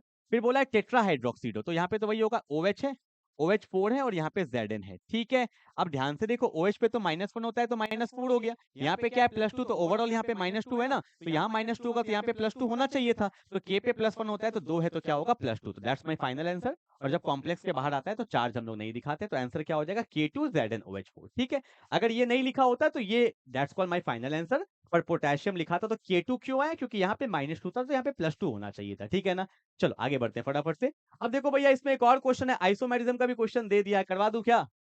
चलो करवा देता हूं, वैसे तो एक ही किया जाता है एग्जाम में, पर ये क्वेश्चन इंपॉर्टेंट है, देख लेते हैं। बोला identify the isomerism existed by, देखो मैंने लिया क्वेश्चन नंबर ए, बहुत अच्छा क्वेश्चन है, COEN3Cl3। ठीक है, ये क्वेश्चन दिया हुआ है, ठीक है। देखो मैं बार बार आपको सजेस्ट करता हूँ, एक मेरा वीडियो अपलोड है आइसोमेरिज्म का, उसमें मैंने 5 क्वेश्चन कराया है, और आज भी बोल रहा हूँ, गारंटी बोल रहा हूँ, अगर एग्जाम में क्वेश्चन आएगा तो उसी से आएगा, वो 5 क्वेश्चन में से एक क्वेश्चन आएगा ही आएगा। ठीक है, जाके अच्छे से कर लीजिएगा, जाके अच्छे से कर लीजिएगा, या वीडियो के लास्ट में जो आता है ना वो डिस्क्रिप्शन उस टाइप में आता है, वहां पे भी मैं डाल दूंगा, इंस्टाग्राम के स्टोरी पे भी लगा दूंगा, आप वो जरूर कर लीजिएगा। मैं बोल रहा हूँ आइसोमेरिज्म में मैंने 5 क्वेश्चन कराया है, अब लिखना बेंजीन क्लासेस आइसोमेरिज्म या इंपॉर्टेंट क्वेश्चन ऑफ आइसोमेरिज्म ऐसे करके डाला हुआ है, वेरी वेरी इंपॉर्टेंट, वहां पे मैंने सारा बता दिया आपको। ठीक है, देखो होता क्या, Cl पे -3 होता है तो यहाँ पे +3 होता है, बाहर वाले से हमें कोई मतलब नहीं होता है आइसोमेरिज्म में। ठीक है, इसका कोऑर्डिनेशन नंबर कितना है भैया, कोऑर्डिनेशन नंबर कितना है, बहुत लोग बोलेंगे सर हमें तो पता ही नहीं है, इसलिए तो बोल रहा हूँ, सजेस्ट कर देता हूँ आप लोग को कि भैया वहां से करिएगा तो और इजी हो जाएगा। ठीक है, कोऑर्डिनेशन नंबर इसका 6 है, क्यों, क्योंकि ये बाइडेंटेड लिगेंड होता है, और बाइडेंटेड लिगेंड में एक का 2 काउंट करते हैं तो 3 2 6 हो जाता है। ठीक है, और जिसका कोऑर्डिनेशन नंबर 6 होता है ना, उसका शेप या ज्योमेट्री बोल लो, वो हमेशा ऑक्टाहेड्रल होता है हमेशा। तो मैं करता हूँ, कोबाल्ट है 1 2 3 4 5 6, मैंने बना दिया 6। ठीक है, अब देखो भैया सबसे पहले हम लोग को क्या बनाना होता है, पहले हम लोग चेक करेंगे GI, उसके बाद चेक करेंगे OI, यही तो चेक करना होता है, geometrical isomerism and optical isomerism. Geometrical में क्या होता है भैया, एक सिस होता है और एक ट्रांस होता है, और OI में एक डेस्ट्रो होता है और एक लीबो होता है। ठीक है, और चेक करते हैं क्या ये GI शो करेगा, ये कभी GI शो नहीं करेगा, क्यों, क्योंकि EN बाइडेंटेड लिगेंड, 2 रूम देते हैं, 1 है 2 है, ये 3 है। सिस के लिए बॉन्ड एंगल 90 होना चाहिए, ट्रांस के लिए बॉन्ड एंगल 180 होना चाहिए, जो कभी भी नहीं हो सकता, कभी भी नहीं हो सकता, क्योंकि यहाँ पे सबका बॉन्ड एंगल सेम है। तो ये कॉम्प्लेक्स कभी भी जीआई शो नहीं कर सकता। अब बचा ओआई। ओआई के लिए हम लोग क्या करते हैं? ओआई के लिए हम लोग करते हैं यहाँ पे एक मिरर लगाते हैं और इसका मिरर इमेज बनाते हैं। पहले मिरर इमेज बनाओ। सीओ है 1 2 3 4 5 6। देखो भैया, इसका ईएन का इमेज यहाँ बन जाएगा, इसका ईएन का इमेज यहाँ बन जाएगा और इसका ईएन का इमेज यहाँ बन जाएगा। अब क्या करेंगे? अब आपको क्या करना है? इसको उठा के इसके ऊपर रखना है। क्या ये इम्पोज कर रहा है? इम्पोज का मतलब पूरा ओवरलैप कर रहा है क्या? नहीं कर रहा। देखो, अगर इसको उठा के यहाँ रखोगे तो ईएन बीच से निकल जाएगा, ये यहाँ से निकल जाएगा और ये यहाँ से निकल जाएगा। जब कोई पूरा ओवरलैप नहीं करता है तो वो ओआई शो करता है, मतलब ये ऑप्टिकली एक्टिव है। अगर ये ओवरलैप कर जाता ना, फिर तो भैया इनएक्टिव हो जाता। अभी ये क्या ऑप्टिकली एक्टिव है, तो ये ओआई शो करता है। एक को हम लोग बोलते हैं डेक्स्ट्रो और एक को हम लोग क्या बोलते हैं? लीवो बोलते हैं। That's my final answer. ठीक है ना? चलो भैया, जल्दी उतार लेंगे, बाहर वाले से कोई मतलब हमें नहीं होता है। चलो आगे बढ़ते हैं। क्या बोला है? Indicate the type of isomerism accident. पहला क्वेश्चन हो गया। दूसरा बोला है PTNS3 2Cl2। ये क्वेश्चन बड़ा सिंपल बनेगा। क्यों? मैं आपको दिखाता हूं। क्योंकि जब कोऑर्डिनेशन नंबर 4 आ जाता है ना, तो भैया PT NS32 एंड Cl2 दिया हुआ है। देखो भैया, कोऑर्डिनेशन नंबर 2 और 2 क्या है? 4 है। और जब कोऑर्डिनेशन नंबर 4 आ जाता है ना, या तो वो होगा मेरा टेट्राहेड्रल, ठीक है, और या तो वो मेरा हो सकता है स्क्वायर प्लेनर। ठीक है, एक बात मैं आपको बताऊं, 99.9% चांस है कि वो मेरा स्क्वायर प्लेनर ही होगा, क्योंकि एनसीईआरटी में कोऑर्डिनेशन नंबर 4 पे क्वेश्चन है ही नहीं। ठीक है, अगर होगा भी तो एक आंख मुश्किल से होगा, मतलब नहीं है। एग्जाम में आ रहा है तो गारंटी है वो स्क्वायर प्लेनर ही होगा। और एक बात मैं डायरेक्टली आपको बता देता हूँ, कोऑर्डिनेशन नंबर पे अगर वो स्क्वायर प्लेनर है तो वो ओआई कभी शो नहीं कर सकता, क्योंकि उसमें सिमेट्री आ जाता है। तो बच्चा क्या? जीआई चेक कर लेते हैं।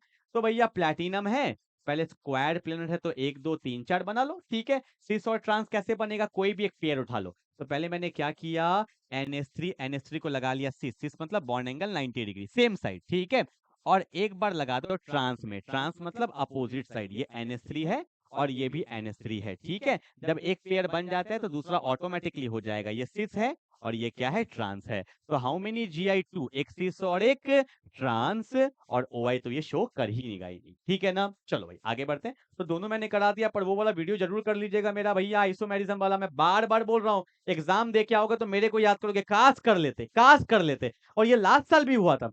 कुछ वीडियोस मैंने बोला था, बच्चों ने किया, और जिन्होंने नहीं किया आज भी देखना कमेंट लिखा होता है, सर काश कर लेते, काश कर लेते। तो भैया काश को हटाना है तो जो मैं बोल रहा हूँ कर लीजिएगा उसको। ठीक है, 15-15 मिनट का वीडियो होता है, फटाफट कर लीजिएगा, काम हो जाएगा। क्या बोला है कि explain how and why will the rate of the reaction be affected catalyst is added. देखो भैया क्या होता है कैटलिस्ट ना, पहले आपको पता होना चाहिए। कैटलिस्ट जो होता है वो रिएक्शन के स्पीड को क्या कर देता है? चेंज कर देता है, चेंज कर देता है। ठीक है, देखो वैसे ज्यादा डिटेल में नहीं जाएंगे, पर फिर भी जाते हैं। दो टाइप का कैटलिस्ट होता है, एक होता है पॉजिटिव, एक होता है नेगेटिव। हम लोग जनरली पॉजिटिव कैटलिस्ट का ही बात करते हैं। पॉजिटिव कैटलिस्ट स्पीड को बढ़ा देता है और नेगेटिव कैटलिस्ट स्पीड को घटा देता है। इसलिए मैं क्लास में एक वर्ड यूज करता हूं, एल्टर्स। एल्टर्स का मतलब होता है चेंज कर देता है, पर जनरली पॉजिटिव होता है। तो बहुत जगह लिखवा दिया जाता है कि catalyst speed up the reaction, मतलब स्पीड बढ़ा देता है। ठीक है, पर वो भैया घटा भी सकता है, क्योंकि नेगेटिव कैटलिस्ट भी होता है। पर यहाँ मुद्दे पे आते हैं। तो भैया कैटलिस्ट का काम क्या होता है कि स्पीड को बढ़ाता ही है। ठीक है, क्योंकि हम लोग पॉजिटिव लेते हैं। क्यों बढ़ाता है?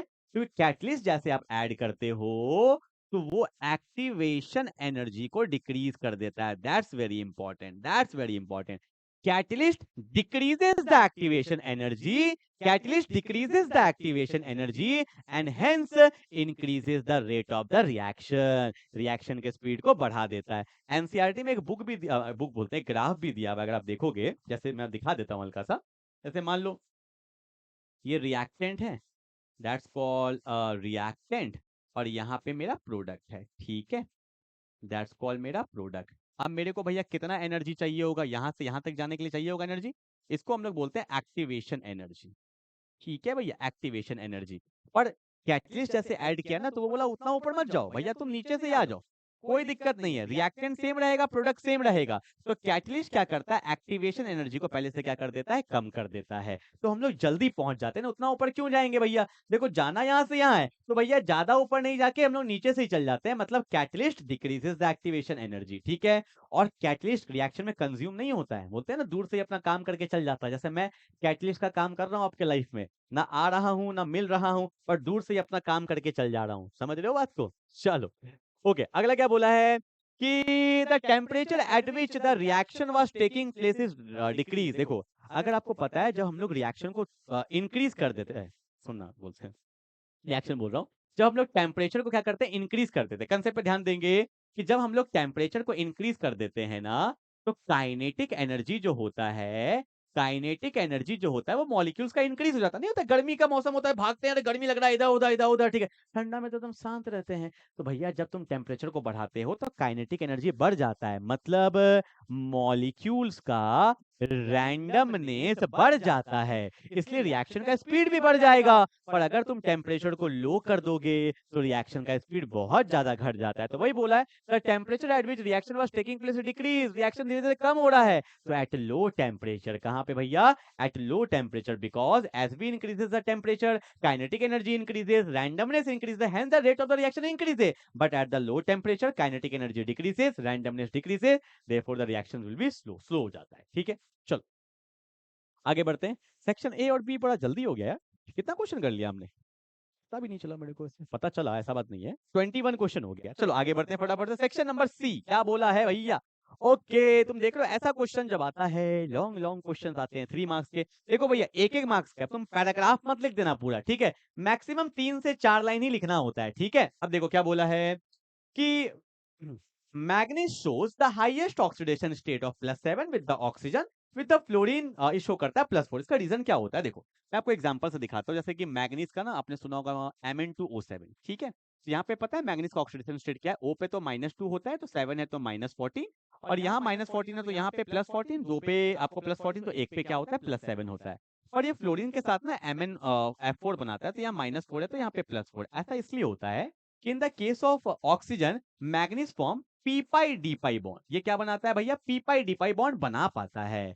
पर फ्लोरीन के साथ ऐसा पॉसिबल नहीं हो पाता है, ठीक है। तो भैया पी पाई डी पाई बनाएगा, पी ले लेते हैं ऑक्सीजन का, डी ऑर्बिटल ले लेते हैं मैक्सिमम का, तो पी पाई डी पाई बना सकता है। इसी वजह से ये +7 तक जाता है, और यहाँ पे पी पाई डी पाई नहीं बना पाता है, तो ये 4 तक ही रह पाता है। बस सिंपल लिखवाना है, एक एग्जाम्पल जरूर दिखाना, Mn2O7 MnF4 से एग्जामिनर को दिख जाता है। और यहाँ पे दिखाना कि P pi D pi bond is form, P pi D pi bond is not form. तो ये एक्सप्लेनेशन मतलब डायग्राम के थ्रू दिखा दिया, और नीचे बना के लिख देंगे, बस एक लाइन ही तो लिखना है। मैं मेरा काम है भैया कंसेप्ट समझा दिया, अब लिखोगे खुद से एक एक करके अच्छे से लाइन लिखवा देना, ठीक है। चलो आगे बढ़े, ओके। अब बोला E0 फॉर Mn+3 से Mn+2 का pole is more positive than Fe+3 से Fe+2।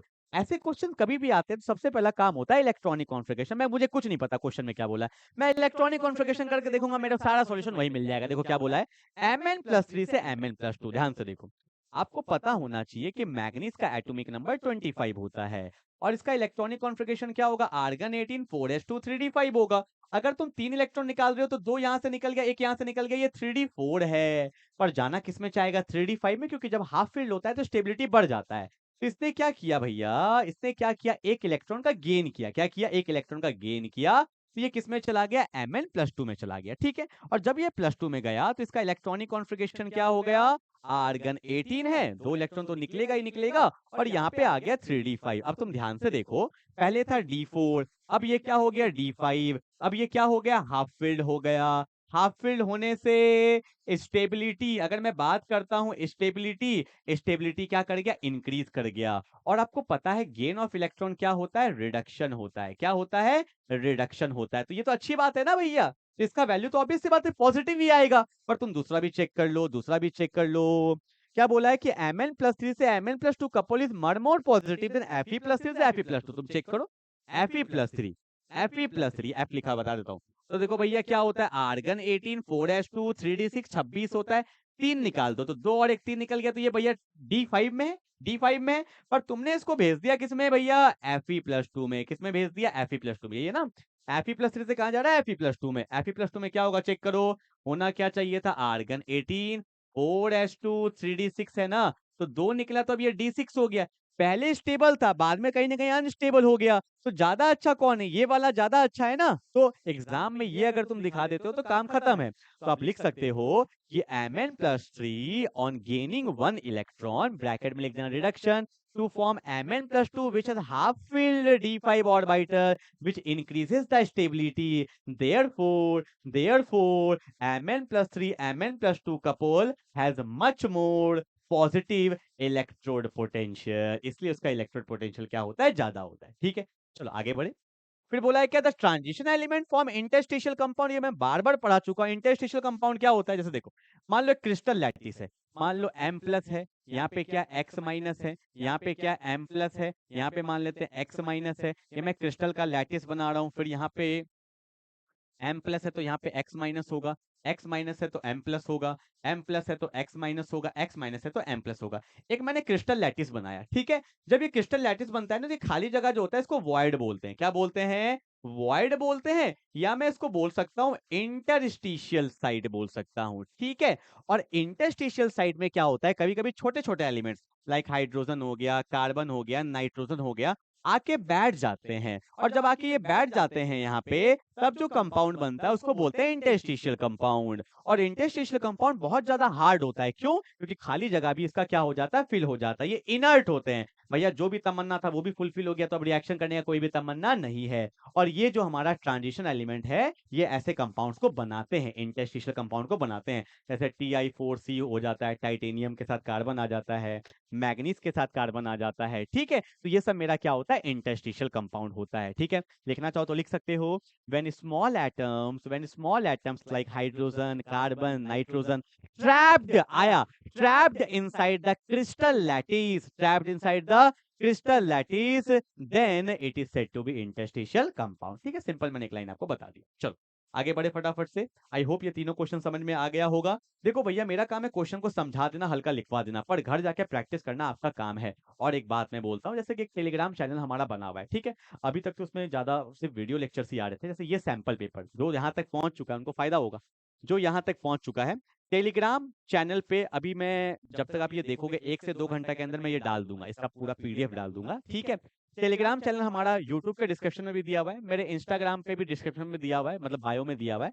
आपका टेलीग्राम चैनल ज्वाइन कर लीजिएगा। मैं श्योर आज पक्का मैं डाल दूंगा टेलीग्राम चैनल का, ये जो पढ़ रहे हो ना इसका मैं PDF डाल दूंगा, तो वहां से आप क्वेश्चन भी प्रैक्टिस कर सकते हो, ठीक है। चलो भैया आगे बढ़े। बोला है reaction is second order in A and first order with respect to B. तो मैं एक काम करता हूँ, एक रिएक्शन लिख लेता हूँ, ए से बी से क्या बन जाता है भैया? प्रोडक्ट, ठीक है। चलो चलो हाँ ठीक है, ए से बी से क्या बन जाता है? प्रोडक्ट। अगर मैं इसका रेट लॉ लिखूं तो क्या होगा भैया? के होगा concentration of A and concentration of B. देखो तो ऑर्डर दिया हुआ है क्या? A reaction is second order with respect to A and first order with respect to B. बोला है write the differential rate equation. तो पहला तो यही हो गया भैया, रेट इक्वेशन मैंने लिख के दिखा दिया, ठीक है, दैट्स कॉल्ड रेट इक्वेशन। अगला बोला है क्वेश्चन क्या? बोला है कि how is the rate affected on increasing the concentration A 3 times. Same pattern का क्वेश्चन है। ए को 3 टाइम्स किया, बी को कोई चेंज नहीं किया, तो 3 का स्क्वायर कितना हो जाएगा? 9 टाइम। तो आंसर क्या लिख देंगे? 9 टाइम। तो देखो भैया, अगर तुम ऐसे लिख दोगे ना तो नंबर नहीं मिलेगा, सब्जेक्टिव है ना यार, तो आपको पूरा लिखने का तरीका भी तो सिखाना पड़ूंगा। तो देखो भैया, कंसंट्रेशन में चेंज आएगा तो रेट में भी चेंज आएगा। मैं लिख देता हूँ रेट डैश, ठीक है भैया। के है और यहाँ पे क्या लिखेंगे? 3a का स्क्वायर और यहाँ पे b की पावर। पूरा तरीके से लिखना पड़ेगा ना। तो 3 का स्क्वायर 9 हो जाएगा, तो 9 को आगे लिख दूं तो 9 के, यहाँ पे हो गया a का स्क्वायर और हो गया b की पावर 1। देखो के कहाँ गया? के ए स्क्वायर बी की पावर 1 को रेट बोलते थे, बोलो हाँ या ना? के ए की स्क्वायर बी की पावर 1 को रेट बोलते थे, तो जो नया रेट है वो क्या हो गया? 9 टाइम्स ऑफ पुराने रेट, ठीक है। देखो इसके जगह पे रेट लिख दिया तो आपको दिख रहा होगा, जो नया रेट है वो 9 टाइम्स है पुराने रेट के, मतलब the rate of the reaction increases by 9 times. तो ऐसे लिखना पड़ेगा, the rate of the reaction increases by 9 times, क्योंकि इसको मैं मान लेता हूँ इक्वेशन 1 मान सकते हो। तो on putting this with equation 1, तो ये पुराने रेट के बराबर था, ठीक है ना। तो ऐसे दिखाना। चलो आगे बढ़ते हैं। बोला how is the rate affected when the concentration of both A and B are double. अब मैं डायरेक्टली कर रहा हूँ, A and B are double. तो ए इसको डबल किया तो 2 का स्क्वायर 4, ठीक है। इसको भी डबल किया 2 की पावर 1 2, तो 8 टाइम्स। तो यहाँ पे क्या हो जाएगा? 8 टाइम्स हो जाएगा, ठीक है ना। ऐसे दिखाना पड़ेगा। चलो आगे बढ़ते हैं। क्वेश्चन नंबर 24 पे पानी पी लो एक सेकंड।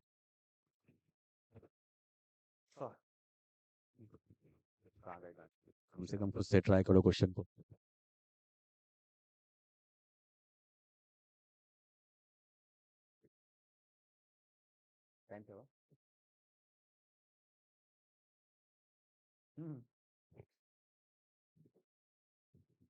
तो आज ये वीडियो 12 बजे आने वाला था और 12 बजने वाला है, 10 मिनट बचा है, 12:30 तक आ जाएगा।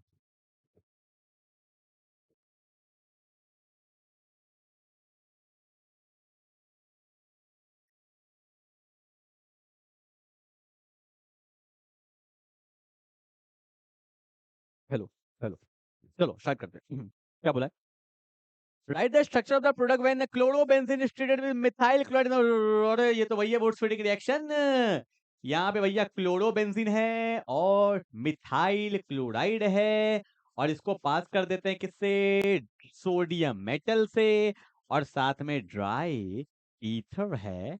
अगर यहाँ पे दो दो हेलोजन है तो यहाँ पे सोडियम का भी 2 मोल लेना पड़ेगा। ये वुड्स-फिटिक रिएक्शन है भैया, दिक्कत है तो सर्च कर लेना, बेंजीन क्लासेस वुड्स-फिटिक रिएक्शन। Na लेके जाता है Cl को, ये बॉन्ड टूटेगा ये दर्द में। Na लेके जाएगा Cl को, ये बॉन्ड टूटेगा ये दर्द में। और जब जब दो दर्द वाले लोग मिलते हैं, जब जब दो दर्द वाले लोग मिलेंगे, इनके बीच में क्या बन जाता है? बॉन्ड बन जाता है। तो इसको बोलते हैं मिथाइल बेंजीन, या इसको टोलुइन भी बोलते हैं। साथ में क्या बनेगा? NaCl बनेगा। कितना मोल? 2 मोल ऑफ NaCl। इसको वुड्स-फिटिक रिएक्शन बोलते हैं। लिख देना, वुड्स-फिटिक रिएक्शन। आप बोलोगे सर स्पेलिंग तो बताइए। वुड्स-फिटिक रिएक्शन। ठीक है, चलो आगे बढ़ते हैं। बोला है कि write the structure of the alkene form when dehydrohalogenation. Dehydrohalogenation क्या होता है? एलिमिनेशन रिएक्शन होता है कि 1 bromo 1 methyl cyclohexane with alcoholic KOH। ठीक है, आई थिंक क्वेश्चन मेरे को नहीं ठीक लग रहा है। 1 ब्रोमो, ओके, 1 पे ब्रोमो है, ठीक है भैया, और बोला 1 पे ही मिथाइल है। अच्छा भैया, 1 पे ही मिथाइल है, ठीक है, with alcoholic KOH, alcoholic KOH, ठीक है। तो मेजर हमें बनाना है ना, तो आपको पता होगा क्या तरीका होता है भैया। एक जगह से हेलोजन निकालते हैं, एक जगह से H निकालते हैं, बस ये तो करना होता है। यहाँ से हेलोजन निकालते हैं। इसमें एक्चुअल में क्या होता है, ये जो अल्कोहलिक KOH है, ये हमारा एलिमिनेशन रिएक्शन होता है। और हमारे सिलेबस में कौन सा रिएक्शन है? Beta elimination. बीटा एलिमिनेशन किसको बोलते हैं? मतलब आस पास वाले ग्रुप से निकालते हैं, 1-2 पोजीशन से। अगर हमने 1 से निकाला है Br को, तो ये 2 है, ये 2 है, कहीं से भी H निकाल दो। मान लो तुमने यहाँ से H निकाला, तो यहाँ से एक ग्रुप गया, यहाँ से एक ग्रुप किया, तो यहाँ पे डबल बॉन्ड बनता है। एलिमिनेशन में हमेशा डबल बॉन्ड बनेगा। तो यहाँ पे तो CH3 था ही, यहाँ से Br गया, यहाँ से H गया, तो दिखाते ही नहीं है बॉन्ड लाइन में, तो यहाँ पे डबल बॉन्ड बन जाता है। And that's my final answer. ठीक है, इसका नाम क्या होगा? ये 1 है तो बोलेंगे 1 मिथाइल, 1 पे मिथाइल है, और बोलेंगे साइक्लोहेक्सीन। डबल बॉन्ड आ गया ना, साइक्लोहेक्सीन, तो 1 मिथाइल साइक्लोहेक्सीन। ठीक है भैया, चलो आगे बढ़े। Which will undergo SN2 reaction faster? मैंने बताया था, अभी क्वेश्चन हमने किया भी था। क्या होगा? CH3 CH2 I, क्योंकि I जो है इसका बॉन्ड क्या होता है? वीक होता है, जल्दी टूटेगा, जल्दी टूटेगा तो रिएक्शन भी जल्दी होगा। चलो आगे बढ़ते हैं। क्वेश्चन नंबर 25, बहुत प्यारा क्वेश्चन लग रहा है मेरे को। रिएक्शन वाला दिया हुआ है, ऊपर से न्यूमेरिकल्स दिया हुआ है। भैया इलेक्ट्रोकेमिस्ट्री का बड़ा प्यारा क्वेश्चन है, ऐसे क्वेश्चन तुम नहीं करते होगे। आओ मैं करके दिखाता हूँ। बोला है chromium metal is an electroplated using acidic solution. यहाँ दिया हुआ है CrO3 प्लस C दिया हुआ है। अब तुम ध्यान से देखो क्या क्या बोला है, ये तो तुम पढ़ भी सकते थे। अब बोला है calculate how many grams of chromium will be electroplated by 24,000 coulomb. तुम तो पहले ही छोड़ के भाग जाओगे। सर छोड़ देते हैं इस क्वेश्चन को ना, आगे बढ़ते हैं। छोड़ दो, 3 नंबर जाएगा, 3 या 4, 3 नंबर गया, तुम समझ लो 3 नंबर गया। ये हुआ क्वेश्चन, ये है क्वेश्चन। ध्यान से देखो कि अगर तुम्हें मैं बताऊं, पहले मैं रिएक्शन लिख देता हूं। ये भैया आज का क्वेश्चन है, बहुत प्यारा क्वेश्चन है। तो देखो भैया, क्रोमियम प्लस 3H2, ठीक है। देखो अगर मैं बोलूं, वैसे तो यहाँ दिख रहा है 6 इलेक्ट्रॉन, यहाँ पे ऑक्सीजन में -2 होता है तो -6 है, यहाँ -6 है तो यहाँ +6 है। +6 से कहाँ गया? 0 में चला गया। मतलब कितना इलेक्ट्रॉन? 6 इलेक्ट्रॉन। ठीक है, ध्यान देना। Calculate how many grams of chromium, start कर रहा हूँ question. Calculate how many grams of chromium will be electroplated by 24,000 coulomb. हमें कितना ग्राम क्रोमियम चाहिए कि भैया 24,000 कूलम के लिए हम लोग इलेक्ट्रोप्लेटेड करेंगे। देखो क्या बोला है, एक बात पता होना चाहिए कि अगर यहाँ पे 6 इलेक्ट्रॉन्स का क्या हुआ है? ट्रांसफर्ड हुआ है, या +6 से आपका +6 से 0 में गया है, तो कितना इलेक्ट्रॉन लगा है? 6 electron. For 6 electron we need 6 farad. और आपको पता होना चाहिए एक फैरेड में कितना कूलम चार्ज होता है? 96500 कूलम, ये पता होना चाहिए। देखो अगर यहाँ पे 2 इलेक्ट्रॉन होता, for the 2 electron we need 2 farad, 3 electron 3 farad, 4 electron 4 farad. ऐसे कोई भी क्वेश्चन आ जाए, फॉर द 6 इलेक्ट्रॉन, यहाँ पे दिया हुआ भी था 6 electron, for the 6 electron we need 6 farad, और 6 फैरेड का यूज कब हुआ? कितना मोल क्रोमियम है यहाँ पे देखो भैया, कितना मोल 1 मोल क्रोमियम, कितना मोल क्रोमियम 1 मोल। 6 इंटू 96500 कूलम कितना के लिए यूज होता है?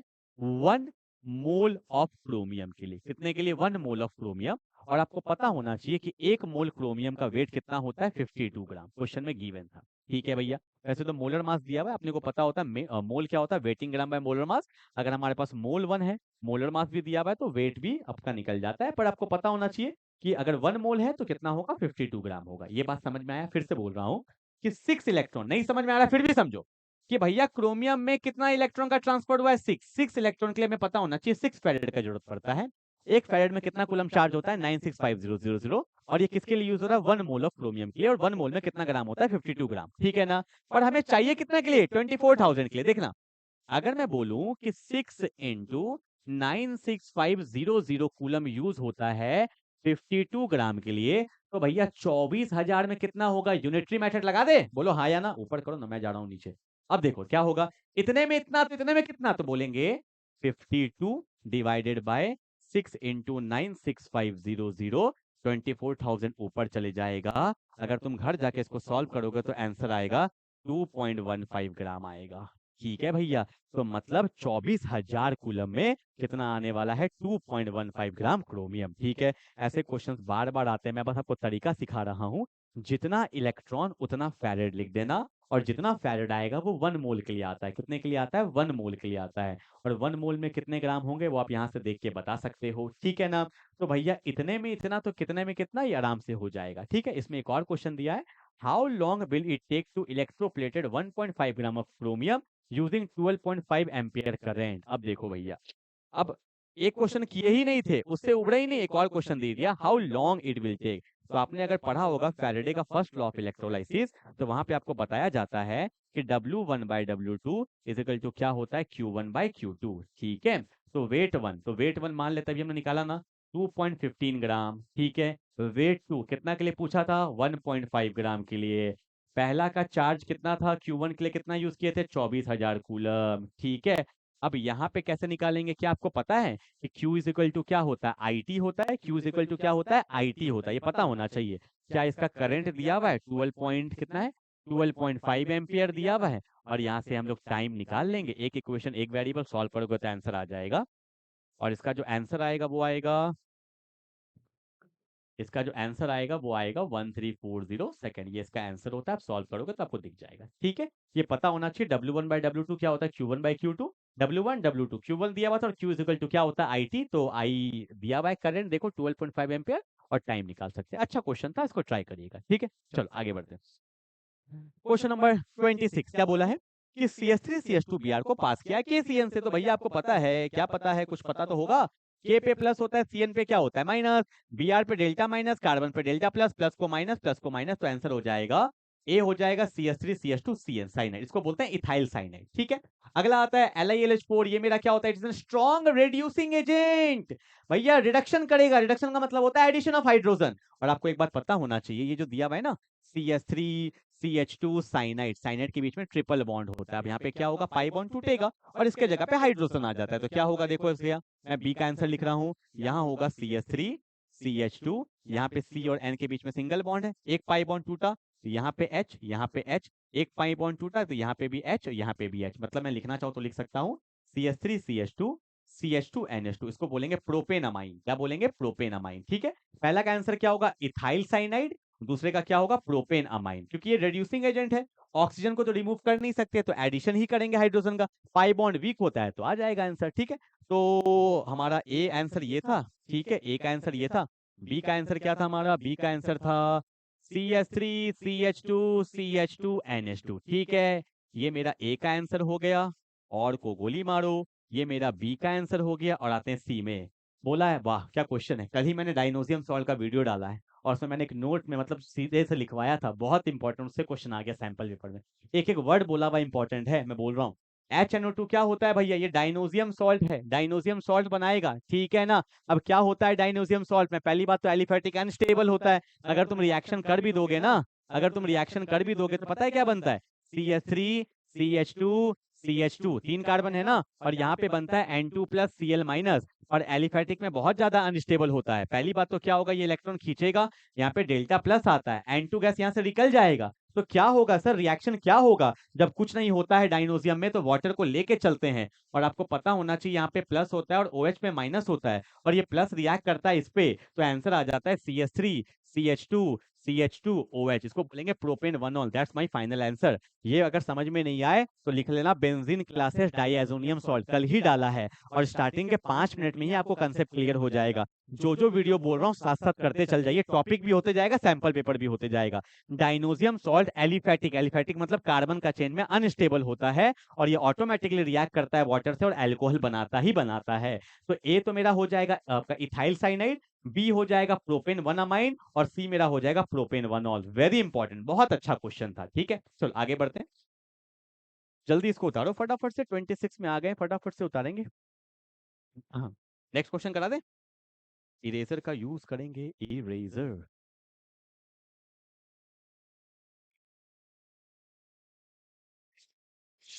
चलो स्टार्ट करते हैं भैया। क्या बोला है, NH3 से जब हम लोग पास करते हैं किसको, एसिड को, तो यहाँ देखो भैया क्या होगा, CH3COOH है, और यहाँ पे हम लोग जब इसको पास करेंगे NH3 से, तो पता है क्या होता है, एनीवन इन द क्लास, क्या होगा जल्दी से बताओ।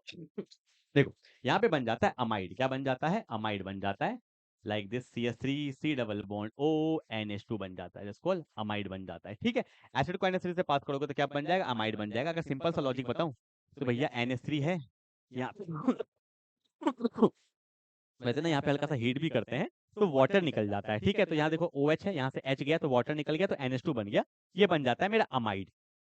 और कभी भी तुम्हें भूल जाओ ना, तुम आगे देख सकते हो, ये NaOH प्लस Br2 कौन सा रिएक्शन है, ये है मेरा हॉफमैन ब्रोमाइड डिग्रेडेशन रिएक्शन, याद आ रहा है, ये मेरा कौन सा रिएक्शन है, इसको बोलते हैं हॉफमैन ब्रोमाइड डिग्रेडेशन रिएक्शन, बड़ा इंपॉर्टेंट रिएक्शन है। और इसमें क्या होता है, अमाइड ग्रुप कन्वर्ट हो जाता है अमाइन में, तो मेरे को पता ही था अमाइड तो बनना ही बनना है, तो मैं आगे से भी देख के बना सकता था। ठीक है, इसमें अमाइड में क्या होता है, यहाँ से ना C double bond O group remove हो जाता है, और सिंपल आंसर क्या आ जाएगा, तो CH3NH2, इसको बोलते हैं प्राइमरी अमाइन। ठीक है, आप चाहो तो यहाँ पे बोल सकते हो, इसको मिथाइल अमाइन भी बोला जाता है। ठीक है ना, क्लियर है। तो पहले क्या था, अमाइड था, दूसरा क्या बन गया मेरा, मिथाइल अमाइन बन गया, और साथ में दिया क्लोरोफॉर्म विद अल्कोहलिक KOH, ये कार्बाइल अमाइन रिएक्शन है।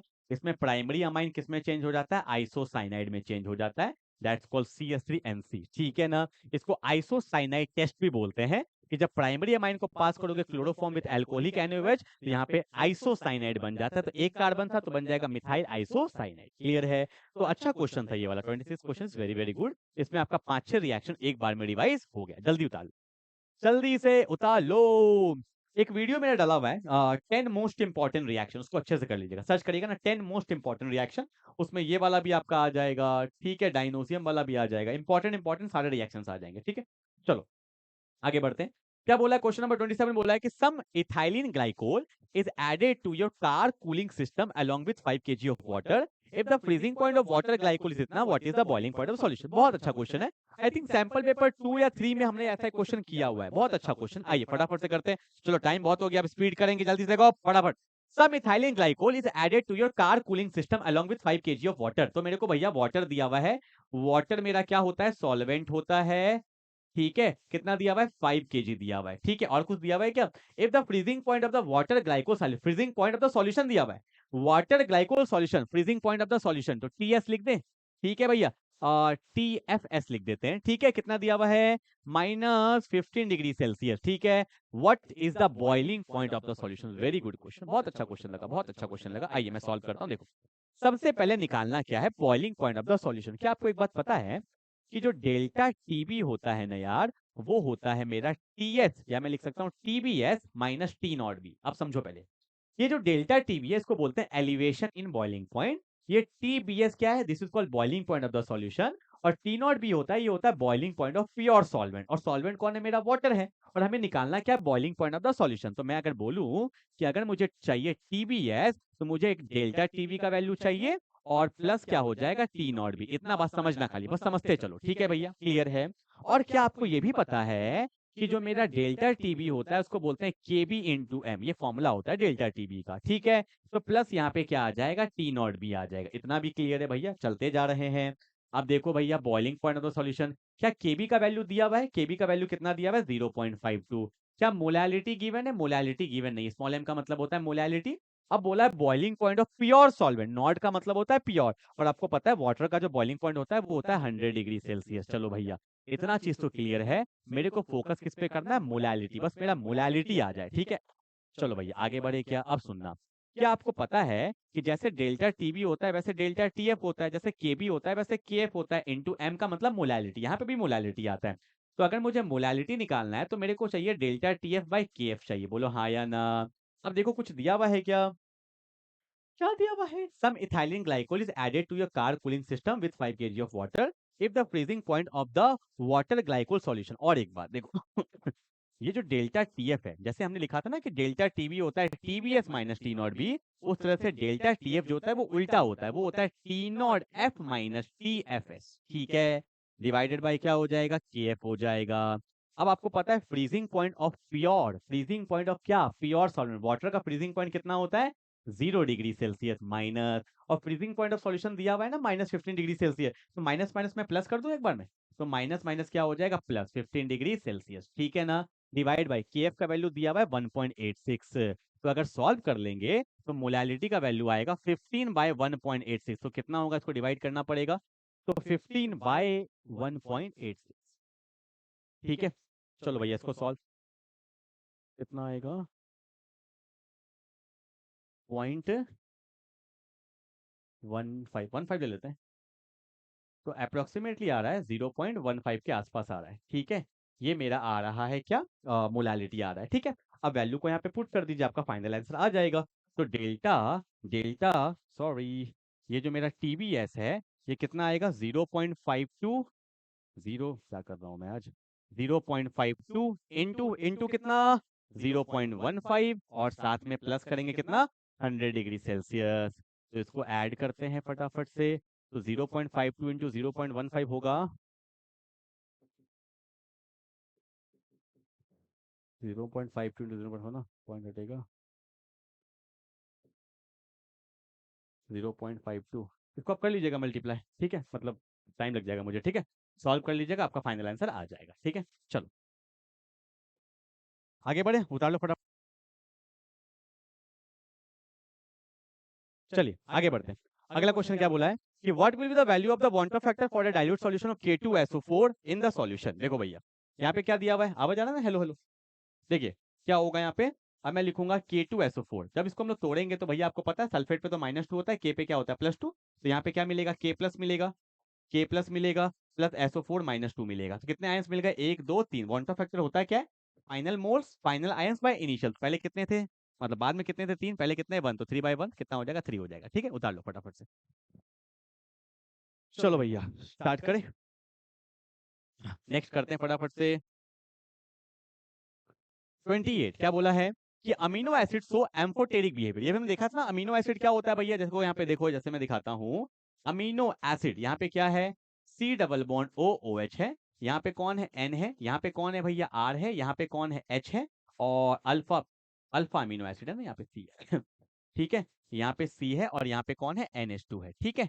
तो आपको पता है ये डेल्टा माइनस है, ये क्या है? डेल्टा प्लस है, और यहाँ पे अल्फा अमीनो एसिड है। अब ये एसिड की तरह भी बिहेव कर सकता है, ये बेस की तरह भी बिहेव कर सकता है, बोलो हाँ या ना। तो ये एम्फोटेरिक क्यों बोला गया? क्योंकि it will react with acid and it will react with base, ये दोनों के साथ। एम्फोटेरिक का मतलब क्या होता है? जो एसिड के साथ भी रिएक्ट कर सकता है, बेस के साथ भी रिएक्ट कर सकता है। अगर एसिड होगा तो खुद को बेस बना लेगा, अगर बेस होगा तो खुद को एसिड बना लेगा, इसी को तो बोलते हैं एम्फोटेरिक, ठीक है ना। तो भैया amino acid show amphoteric behaviour क्यों? Because of the zwitter ion, क्योंकि आपको पता है कि एसिड से भी रिएक्ट कर सकता है और बेस से भी रिएक्ट कर सकता है। अगर बेस होगा तो एसिड से कर लेगा, अगर एसिड होगा तो बेस से कर लेगा, ठीक है ना चलो आगे बढ़ते हैं।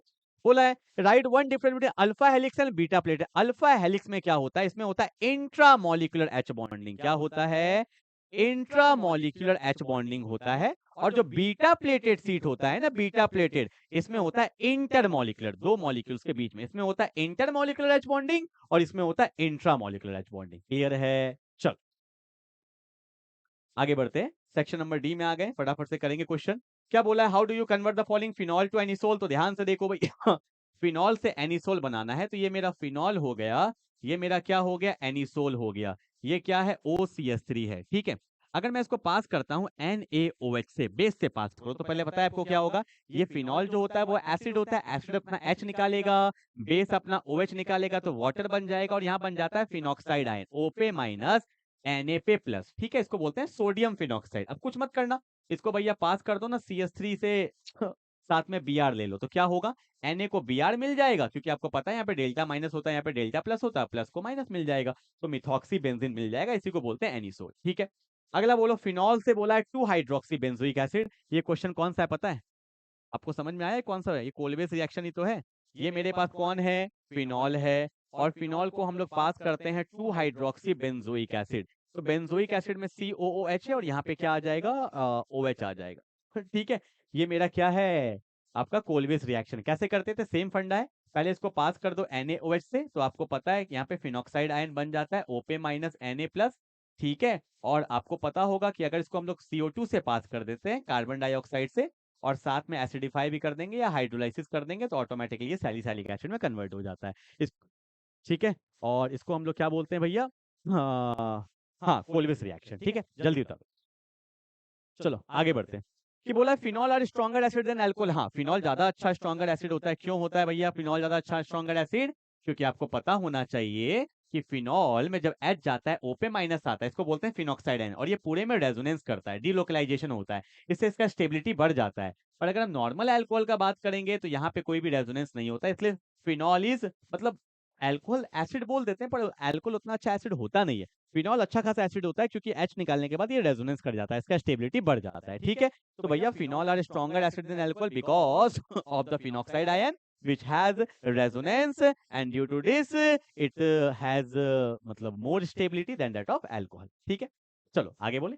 इसका पता है क्या निकलेगा, अगर H निकलेगा ना तो बोलेंगे मिथाइल प्लस ऑक्साइड, इसको मिथॉक्साइड बोलते हैं, इसको फिनॉक्साइड और इसको मिथॉक्साइड। ठीक है, और वही बोला है रेजोनेटिंग स्ट्रक्चर आप बना सकते हो, ये डबल बॉन्ड ऊपर जाएगा माइनस नीचे आएगा, ऐसे पूरे में रेजोनेंस करता है। ठीक है, चलो आगे बढ़ते हैं क्वेश्चन नंबर 30 के तरफ। क्या बोला है भैया, लंबा चौड़ा क्वेश्चन बोल दिया है। क्या बोला है कि write two advantage of osmotic pressure over boiling point से क्या क्या मतलब, वही है ना कि two advantage over osmotic pressure over the boiling point elevation method. देखो पहला चीज तो क्या होता है कि ऑस्मोटिक प्रेशर में ना, अगर हम लोग छोटा सा स्मॉल वैल्यू भी ऑफ सॉल्यूट लेते हैं तो हमें ऑस्मोटिक प्रेशर अच्छा खासा वैल्यू देता है, it has a large value of osmotic pressure with a small amount of solute. और दूसरा क्या होता है कि इसको हम लोग नॉर्मल टेम्परेचर में भी काम कर सकते हैं, मतलब कूलिंग और हीटिंग करने का जरूरत नहीं होता। एलिवेशन में होता है ना, हीट करते हैं, कूलिंग आपका डिप्रेशन फ्रीजिंग पॉइंट ठंडा करते हैं, तो यहाँ पे नॉर्मल टेम्परेचर में काम हमारा हो जाता है। ठीक है, तो दो हमने बता दिया कि ये नॉर्मल टेम्परेचर में काम हो सकता है, और दूसरा कि स्मॉल वैल्यू ऑफ सॉल्यूट में भी ये अच्छा खासा वैल्यू देता है। ठीक है, चलो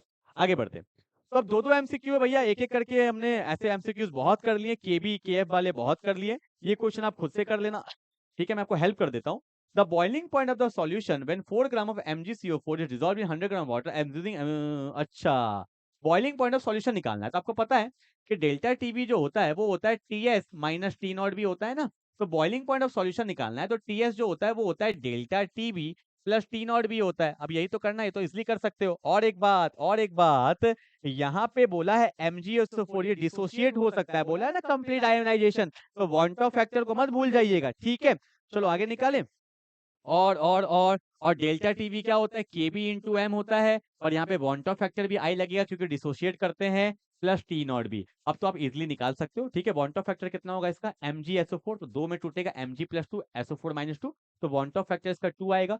केबी का वैल्यू दिया हुआ है। ठीक है भैया, और मोलालिटी निकाल सकते हो क्या, मोल्स ऑफ सॉल्यूट, देखो भैया मोल्स ऑफ सॉल्यूट निकल जाएगा। वेट ऑफ सॉल्वेंट, सॉल्वेंट भी दिया हुआ है, केजी में कर लेंगे भैया, सब निकल जाएगा। और टी नॉट भी, वाटर का बॉइलिंग पॉइंट कितना होता है 100 डिग्री सेल्सियस, सॉल्व करोगे डायरेक्टली आंसर आ जाएगा। मोलालिटी तो पता ही होता है ना, मोल्स ऑफ सॉल्यूट, अरे waiting gram by molar mass सब लिखा हुआ ही है, वन लिख भी दिया है। अब क्या मैं लिख दूं क्या, ठीक है। अब यहाँ पे क्या है 100 ग्राम, केजी में करेंगे काम हो जाएगा, और boiling point of pure water कितना होता है 100 डिग्री सेल्सियस, करोगे तो आंसर आ जाएगा। ठीक है, अगला क्या बोला है कि 1 gram of solute, molar mass भी दिया हुआ है, is dissolved in 50 gram of solvent and the elevation of boiling point is 1 K, the molar elevation constant from the solute। अब देखो भैया ये भी सेम क्वेश्चन है, क्या करवाऊं बताइए, सब क्वेश्चन देने लायक है।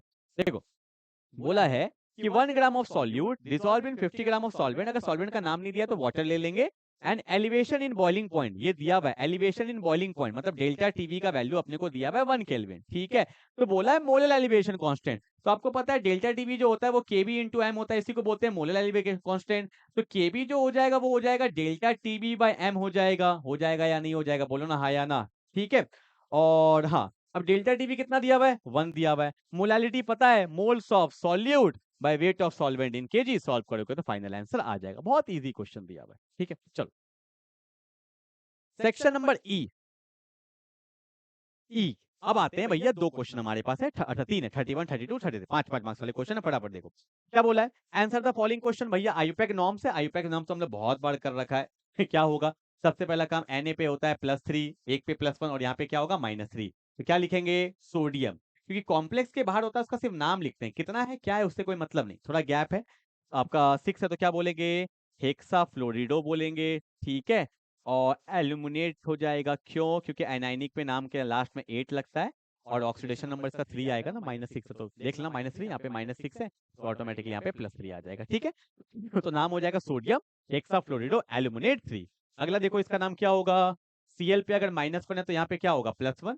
ONO ये नाइट्रो ग्रुप है, इसमें -1 होता है, En पे 0 है, Cl पे -1 होना चाहिए +1 के बराबर, तो कोबाल्ट पे कहीं ना कहीं +3 आएगा, ठीक है। तो इसका मैं नाम लिख रहा हूँ देखना, तो होगा क्लोरिडो, क्लोरिडो, फिर हो जाएगा भैया बिस, इसके लिए हम लोग बाइडेंट के लिए बिस यूज करते हैं, तो ये होगा बिस इथेन 1,2 डाइअमाइन, ठीक है। बिस इथेन 1,2 डाइअमाइन। ONO क्यों लिखा है, क्योंकि ये एम्बिडेंटेड लिगेंड होता है, जहां से लिखा दिखाना पड़ेगा, तो बोलेंगे नाइट्रीटो ओ, क्या बोलेंगे नाइट्रीटो ओ, क्योंकि ओ से डोनेट हुआ है। फिर कौन है, कोबाल्ट है, कोबाल्ट का ऑक्सीडेशन स्टेट कितना है भैया 3 है, और यहाँ पे क्या हो जाएगा गैप देके क्लोराइड हो जाएगा, ठीक है। जब लिगेंड के बाहर होता है तो सिंपल क्लोराइड लिखते हैं, डब्बा के अंदर होगा तो क्लोरिडो लिखेंगे, ठीक है। Why what is crystal field splitting, आपको पता होगा, डी ऑर्बिटल जो होता है वो डीजेनरेट होता है, जब लिगेंड आता है तो क्या होगा ऊपर जाता था, याद है क्रिस्टल फिल्ड स्प्लिटिंग थ्योरी में हम लोग पढ़े थे, the splitting of D orbital, the splitting of D orbital, जब डी ऑर्बिटल क्या करता था, स्प्लिट करता था, याद करो ऑक्टाहेड्रल में ऊपर क्या जाता था, ऑक्टाहेड्रल में कौन जाता था, इसको T2G बोलते थे, सॉरी दिखा देता हूँ। ऑक्टाहेड्रल में ये डी था, डी में 5 रूम होता था, कौन कौन सा, DXY, DYZ, DXZ, DX² - Y² और DZ²। ये कैसा होता था, एक्सियल, ये कैसा होता था, नॉन एक्सियल। और आपको पता है ऑक्टाहेड्रल में लिगेंड कहाँ से आता है, एक्सियल से आता है, तो एक्सियल वाले ऊपर चल जाता था, इसको क्या बोलते थे, EG बोलते थे, और नीचे वाले को क्या बोलते थे, T2G बोलते थे। और ये देखो बैरी सेंटर होता था, ये स्प्लिटिंग हो गया, the splitting of D orbital, ठीक है भैया, इसी को क्या बोलेंगे, क्रिस्टल फील्ड स्प्लिटिंग थ्योरी, ठीक है। ओके, आगे explain the difference between weak field ligand and strong field ligand. Weak field ligand क्या होता है, ये इलेक्ट्रॉन को पेयरिंग नहीं कर सकता है, स्ट्रॉन्ग फील्ड लिगेंड इलेक्ट्रॉन को पेयरिंग कर सकता है, इसका स्प्लिटिंग एनर्जी कम होता है, इसका स्प्लिटिंग एनर्जी क्या होता है, ज्यादा होता है, ठीक है। Chemistry of actinoid is complicated, क्यों, क्योंकि भैया एक्टिनॉइड में सारे के सारे रेडियो एक्टिव एलिमेंट्स होते हैं, रेडियो एक्टिव होते हैं, and it can show variable numbers of oxidation state, बहुत सारा ऑक्सीडेशन स्टेट शो करता है। लैंथेनाइड तो 3 ही करता था, कौन कौन सा, 2 3 4, और ये बहुत सारा शो करता है, ऊपर से रेडियो एक्टिव है, इसलिए इसको पढ़ना क्या होता है, complicated. Zirconium and hafnium have almost similar atomic radius, give reason because of the lanthanide contraction, lanthanide contraction होने की वजह से जिरकोनियम और हैफनियम का साइज ऑलमोस्ट क्या होता है, सेम होता है, ठीक है। चलो क्वेश्चन नंबर 32, क्या बोला है भैया, benzoic acid and ethyl benzoate को हम लोग डिस्टिंग्विश कैसे करेंगे, तो देखो भैया फटाफट से इसको थोड़ा सा मैं ऊपर करूं, ये बहुत अच्छा क्वेश्चन है, फटाफट से देखो। बेंजोइक एसिड क्या होता है, बेंजीन के ऊपर अगर मैं कार्बोक्सिलिक एसिड लगा देता हूं, दैट्स कॉल्ड बेंजोइक एसिड। और इथाइल बेंजोएट, इथाइल बेंजोएट जो होता है वो होगा मेरा ईस्टर हो जाता है ना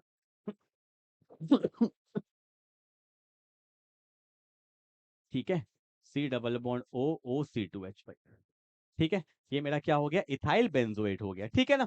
अब देखो एक बात बताओ कैसे टेस्ट करेंगे, अगर तुम इसको पास कर दोगे किसके साथ, NaHCO3 सोडियम बाइकार्बोनेट के साथ जब पास करते हैं, सुनना एसिड के लिए सबसे अच्छा टेस्ट है, सोडियम बाइकार्बोनेट के साथ तुम पास कर दो तो ये CO2 गैस ब्रिथ एवर्वेसेंस के साथ CO2 गैस रिलीज करता है, तो समझ में आ जाएगा इसमें एसिड है, ठीक है। अगर तुम इसका रिएक्शन करोगे ना, मैं रिएक्शन करके दिखाऊं, देखो भैया रिएक्शन करते हैं तो पता है क्या बनता है, क्या हो गया, हाँ, तो यहाँ पे बनेगा तुम्हारा C double bond O ONA, ठीक है, साथ में कौन सा गैस निकलता है, CO2 गैस, और साथ में निकलता है H2O। ठीक है, तो CO2 गैस निकलने का मतलब ही उसमें एसिड ग्रुप है, और जब तुम इसको पास करोगे सोडियम बाइकार्बोनेट के साथ, तो ये भैया रिएक्शन नहीं करेगा। इससे हमें पता चल जाता है कि वहां पे एसिड है और यहाँ पे क्या है, हमारा ईस्टर है। ठीक है, अगला आ रहा है बेंजोफिनॉन। बेंजोफिनॉन किसको बोलते हैं, बेंजोफिनॉन ये है मेरा, देखो दैट्स कॉल्ड बेंजोफिनॉन, इसको हम लोग बेंजोफिनॉन बोलते हैं, C डबल बॉन्ड O। ठीक है, ये कौन है, मेरा बेंजोफिनॉन, और ये है मेरा एसिटोफिनॉन। ठीक है, तो जो एसिटोफिनॉन है ना, ये मेरा आइडोफॉर्म टेस्ट देता है। ठीक है, अगर इसको हम लोग पास कर देंगे NaOH प्लस I2 से, तो ये आइडोफॉर्म टेस्ट होता है। तो ये आइडोफॉर्म टेस्ट देता है, यहाँ पे आइडोफॉर्म बनता है CH3 PPT बनता है। ठीक है, क्यों, क्योंकि वहां पे 3 अल्फा H होना चाहिए, तो ये आइडोफॉर्म टेस्ट देगा और ये आइडोफॉर्म टेस्ट नहीं देगा। इससे हमें पता चल जाता है कि ये मेरा कौन है, बेंजोफिनॉन, और ये मेरा कौन है, एसिटोफिनॉन। यहाँ पे भी वही होने वाला है। ठीक है, ONA बनता है, ठीक है, ONA यहाँ पे भी आता है और यहाँ पे बन जाता है CHI3, आइडोफॉर्म बनता है। ठीक है, चलो आगे बढ़ते फटाफट से। SOCl2 के साथ हीट किया हुआ है, ये क्वेश्चन मैं बार बार करवा चुका हूँ। सिंपल सा लॉजिक है, क्या लॉजिक से बताया था, बता, सो को चाहिए O, तो एक SO2 निकलता है, H को चाहिए Cl, तो बच जाता है एक Cl। जो रिएक्शन ऊपर होगा वही रिएक्शन नीचे होगा, and that's my final answer. ठीक है, तो वैसे 2 मोल यूज होता है, सो को O। ठीक है, SO2 एक तो निकल जाता है, ठीक है ना, उसके बाद क्या होगा, एक H के साथ एक Cl निकल जाएगा, तो C डबल बॉन्ड O रहता है और एक Cl लग जाता है। ठीक है, चलो आगे बढ़ते हैं। अगला बोला identify ABC of this reaction, तो यहाँ पे क्या होने वाला है, ध्यान से देखो। कलर को चेंज करेंगे, ध्यान से देखिए। NH3 है, ठीक है, और साथ में क्या किया, हीट किया है। तो देखो पहले अगर क्या बताऊं मैं आपको, तो यहाँ पे ना ये दिया हुआ है मेरा phthalic acid, that's called phthalic acid. ठीक है, अब होता क्या है, जब इसको हम लोग NH3 से पास करते हैं, ये एसिड है, ये बेस है, तो कहीं ना कहीं सॉल्ट बनता है, कहीं ना कहीं क्या बनता है, सॉल्ट बनता है। तो पहले रिएक्शन में पता है क्या बनता है, यहाँ पे ना सॉल्ट बन जाता है लाइक दिस। यहाँ बनता है NH4 प्लस, और यहाँ भी क्या बनता है, C double bond O NH4 plus.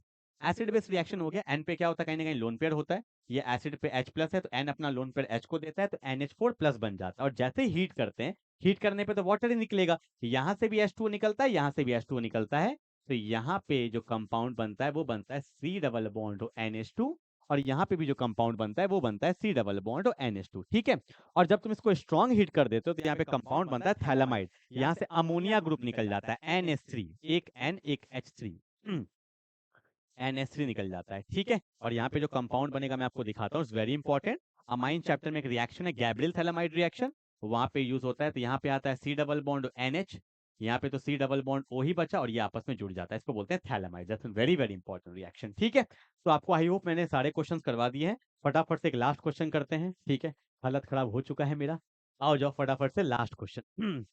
Give a test for the ethanol and ethanoic acid, वापस से इथेनोइक एसिड आ गया। सोडियम बाइकार्बोनेट से पास करोगे इथेनोइक एसिड से, तो CO2 गैस देगा, पर ये नहीं देगा, तो इससे हम लोग आराम से कर सकते हैं। ठीक है ना। बोला है why is alpha hydrogen of aldehyde and ketone are acidic in nature, क्यों होता है एसिडिक, देखो। जैसे मैंने कीटोन लिया ना, ठीक है, आपको पता होगा यहाँ पे डेल्टा माइनस होता है और यहाँ पे डेल्टा प्लस होता है। मैं एक दिखाता हूँ ओपन करके, फील आ जाएगा आपको। जैसे मैंने CH2H लिखा, ठीक है, अब देखो ये प्लस है, तो कार्बन अपने भाई को मदद करने जाएगा, बोलो हाँ या ना, अरे जाएगा मदद करने, तो ये मदद करने जा रहा है, तो ये भी तो किसी से इलेक्ट्रॉन लेगा, तो ये किससे लेता है, H से लेता है, और H पे कौन सा चार्ज आता है, डेल्टा प्लस, और H पे जो प्लस आता है वो एसिडिक इन नेचर होता है। ठीक है ना, तो भैया कार्बन के सामने होता है डेल्टा प्लस, तो ये डोनेट करने जाता है, दैट्स वाई H पे प्लस आता है, और H पे प्लस क्या होता है, एसिडिक इन नेचर। ठीक है, चलो भैया मैं समझा दे रहा हूँ, इसका भी सॉल्यूशन डाल दूंगा अभी आपके टेलीग्राम चैनल पे, समझ जाओगे तो लिखने में कोई दिक्कत नहीं आता है। ठीक है, एक क्वेश्चन नंबर C, ये होमवर्क दे दूं या करवा दूं, जल्दी बताओ, करवा दूं या जल्दी बोलो, होमवर्क करवा दूं, देखो चलो भैया करवा ही देता हूं। चलो देखो क्या बोला है, an organic compound A with the molecular formula C4H8O2 undergoes acid hydrolysis to form two compound B and C। क्या लगता है एसिड हाइड्रोलाइसिस कहीं पढ़े थे क्या, और ऊपर से यहाँ पे दो दो ऑक्सीजन है, ऐसा तो भैया एसिड में होता है। एसिड में भैया एसिड का फिर हाइड्रोलाइसिस कैसे होगा, और एक ईस्टर में होता है, मेरे को लग रहा है ये ईस्टर है। ठीक है, तो कौन सा ईस्टर हो सकता है, 4 कार्बन है ना, तो देखते हैं बना के एक बार।